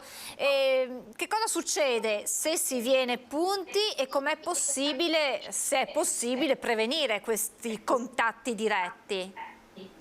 La tracina o tracina vipera non è un rettile, è un pesciolino, anche se si chiama tracina vipera, è un pesciolino che ha la caratteristica di avere degli aculei, una sorta di aghi, sul dorso del proprio corpo. Grazie, ringrazio la regia per queste belle immagini. Sul dorso ha degli aculi che sono collegati a delle ghiandole del veleno. Dove sta? Solitamente sta sotto la sabbia, vedete come gli occhi sono posti in alto, nasconde sotto la sabbia tutto il corpo, tiene fuori solo gli occhietti e utilizzerebbe, a prescindere dall'uomo che può essere punto questi aculei, per sferrare l'attacco contro pesci di più piccole dimensioni, avvelenarsi e poi nutrirsene, perché è un pesce carnivoro, è un pesce che mangia altri pesci. È presente in tutta Italia dove il fondale è basso e quindi esattamente dove noi andiamo a fare la passeggiata appena entriamo in mare per bagnarci. È un pesce che tra l'altro può anche aggredire, non è solamente casuale, se spaventato può attaccare con gli aculei. La puntura è dolorosissima, praticamente mai mortale, cioè la quantità di veleno non è sufficiente per un uomo, però nel caso dei veleni, parlo di tracina, poteva essere la vedova, poteva essere il ragno violino di cui parlava prima Paolo, ognuno può avere una risposta anafilattica, uno shock anafilattico, una reazione allergica, quella sì è mortale, ma lo è anche per le vespe, per le api, per i tafani. Quindi la quantità di veleno, Francesca, non è di per sé mortale, però è dolorosissimo, si informicola la gamba, si parla veramente di dolori molto molto importanti, possono durare alcune ore e in alcune persone molto sensibili possono dare anche appunto vomito e nausea. Cosa fare qualora si venga a punti? La tossina è una proteina che si inattiva col calore, quindi il rimedio della nonna era proprio mettere immediatamente il piede sulla sabbia bollente o possibilmente sull'acqua molto molto calda. Attorno ai 65-70 gradi la tossina si inattiva e finisce il dolore. In prevenzione naturalmente usare dei calzari, delle ciabatte di plastica quando si cammina sulla battigia. Perché si nascondono sotto la sabbia, ci diceva, quindi sì. Non si vedono. Non si vedono. E a proposito di mari, è vero che soprattutto nel Mediterraneo, ci sono sempre più pesci tropicali velenosi. È così e le chiedo se questo è in qualche modo collegabile ai cambiamenti climatici, quindi ad un mare, alle temperature del mare che si innalzano di anno in anno. Assolutamente sì, purtroppo Francesca è una diretta conseguenza e non ci sono dubbi su questo fatto, perché i pesci più di qualsiasi altro animale hanno bisogno di un range di temperature molto stretto entro il quale possono sopravvivere e riprodursi, perché si parla di alieni, di specie aliene o di alloctoni invasivi non quando il singolo esemplare riesce a sopravvivere, ma quando riesce a riprodurre, quindi trova l'ambiente. Quindi è una diretta conseguenza del fatto che i mari sono più caldi, sensibilmente più caldi. Da dove sono arrivati? O direttamente dallo stretto di Suez, oppure con l'acqua di deriva delle barche. Sono quei sistemi che usano le barche, che non vi so spiegare, non sono un ingegnere, che raccolgono nella stiva dell'acqua per poi rilasciarla per motivi loro di navigazione. A volte la raccolgono in un mare e la liberano in un altro. Da sempre questo succede, solo che i pesci tropicali morivano. Adesso non muoiono più e riescono a riprodurre. Alcuni anni fa, perché l'allarme e la velocità del cambio climatico e della temperatura dell'acqua, alcuni anni fa erano solo in Sicilia, adesso ce li abbiamo anche qua. Parliamo di 4-5 anni, Francesca, è qualcosa di drammatico. Beh, insomma, si vede, no? Non c'è neanche più neve nelle montagne, la rapidità con cui cambia il clima è spaventosa. Questi animali hanno una doppia tossicità. Non solo possono pungere, ma parlo per chi ama la pesca in mare, se ingeriti possono essere tossici. Quindi di che animali stiamo parlando? Fondamentalmente del pesce palla maculato, del pesce scorpione, del pesce coniglio scuro. Sono animali che hanno delle spine, un po' come abbiamo visto nella tracina vipera, che se ti pungono sono molto dolorose, ma al netto della reazione allergica praticamente mai mortali. Il problema è che se uno li dovesse confondere con pesci nostrani e li ingerisse, possono avere delle tossine neurotossiche, puoi perdere coscienza, epatotossiche, puoi andare incontro a trapianto di fegato se non presti attenzione, perché le loro carni sono edibili, si possono consumare, ma ci sono, come succede nel pesce palla, delle tecniche di sfilettatura, di preparazione, di abbattimento termico scrupolosissime, perché ingerendole non si debbano verificare degli avvelenamenti gravi. Dottor Cattarossi, chiudiamo questo nostro ragionamento. Abbiamo parlato di animali più o meno pericolosi, più o meno velenosi. Le chiedo qual è l'animale più pericoloso, quello che fa più vittime. Ti stupirò, ma è la zanzara. La zanzara, nelle diverse specie che sono oggi presenti nel nostro territorio, è considerato, non a livello italiano, a livello mondiale, l'animale più letale in assoluto. Parliamo di 1 milione di decessi all'anno. Perché?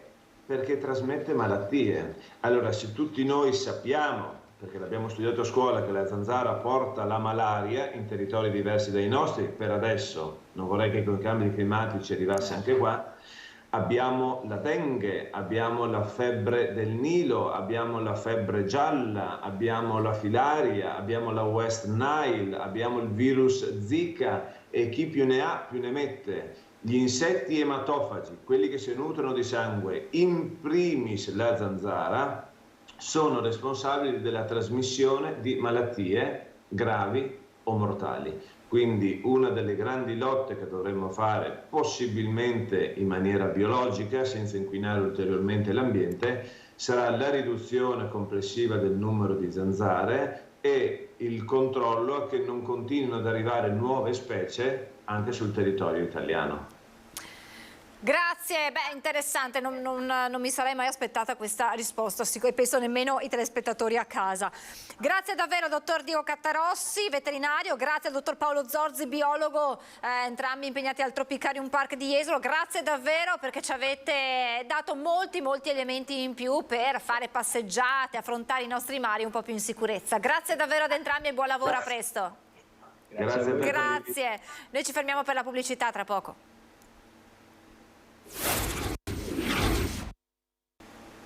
Rieccoci in diretta. Consegnate le firme a Mestre per salvare il convento dei frati cappuccini. Bassano dice no. No alla chiusura del convento di San Sebastiano, sede dei frati cappuccini al Margnan. E i bassanesi lo dicono in maniera chiara. 3.500 firme raccolte in pochi giorni di una comunità unita in un grande abbraccio d'amore verso il padre guardiano Fra Lanfranco e i suoi fratelli. Le firme sono state consegnate questa mattina dall'assessore regionale Elena Donazzana a Mestre in un incontro con il padre superiore provinciale dell'ordine Fra Roberto Tadiello. Che cosa però ci ha detto il padre? Noi abbiamo un problema, dice, di vocazioni e dall'altro un problema gestionale. Io sono convinta che i tanti che hanno scritto, aiutato, ci daranno anche stimoli, perché è di nuovo progetto di rilancio che dobbiamo parlare per poter presentare a un capitolo, cioè la forma di votazione dei frati, la possibilità di esprimersi a favore del nostro convento. Non ci sono ragioni economiche dunque alla base di questa ventilata chiusura che sarà decisa dal capitolo dell'Ordine dei Frati Cappuccini Minori nelle prossime settimane. Restando però in ambito di diritto ecclesiastico, l'auspicio della comunità bassanese non solo è che si ripeta un po' quello che fino a qualche anno fa succedeva con l'elezione del pontefice per acclamazione. In pratica, quando ci si trovava davanti a una manifestazione spontanea e libera di volontà comune, si prendeva semplicemente atto di questo e tutto ciò aveva pieno valore.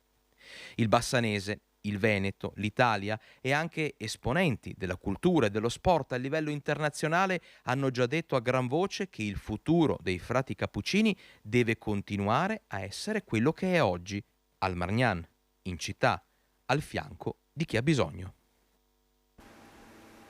A Treviso continuano gli eventi per celebrare i 30 anni dei Radiofiera, una mostra, un libro, concerti per celebrare la storia di una band che ha portato le canzoni in dialetto nel mondo. Guarda oggi, bei, piove coso. Sono trascorsi 30 anni da quella prima canzone suonata in una cantina di Fiera, un brano che ha di fatto dato inizio alla storia dei Radiofiera. La band festeggia un compleanno importante, una storia la loro che si intreccia a quella di una società che è cambiata e che loro hanno raccontato, diventando la voce della loro Treviso di cui hanno interpretato l'anima. 30 anni segnati da tanti successi, ma anche da momenti difficili. Sono i momenti difficili che ci hanno fatto crescere e ci hanno portato dove siamo adesso. Non ci fossero stati momenti difficili non saremmo così, come dire, saldi sul territorio. Ecco, la parola esatta è saldi. Noi siamo radicati, abbiamo le radici su questo territorio. Dopo i concerti estivi e l'emozionante esibizione al Teatro del Monaco, i Radiofiera continuano a celebrare il trentennale con una mostra che sarà inaugurata il 14 gennaio al Museo di Santa Caterina, preceduta dalla presentazione del libro che ripercorre la storia di una band che con la sua musica mette insieme generazioni diverse.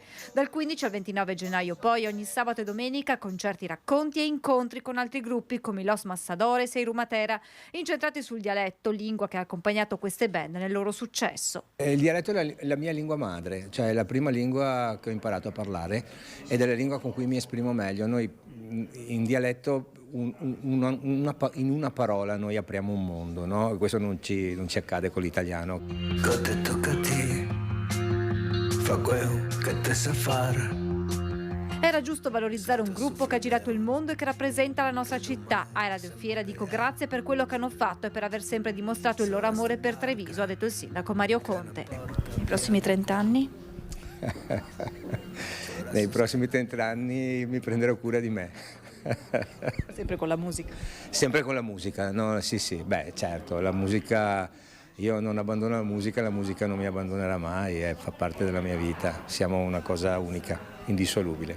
No me va, mettiamo fuori, no me va.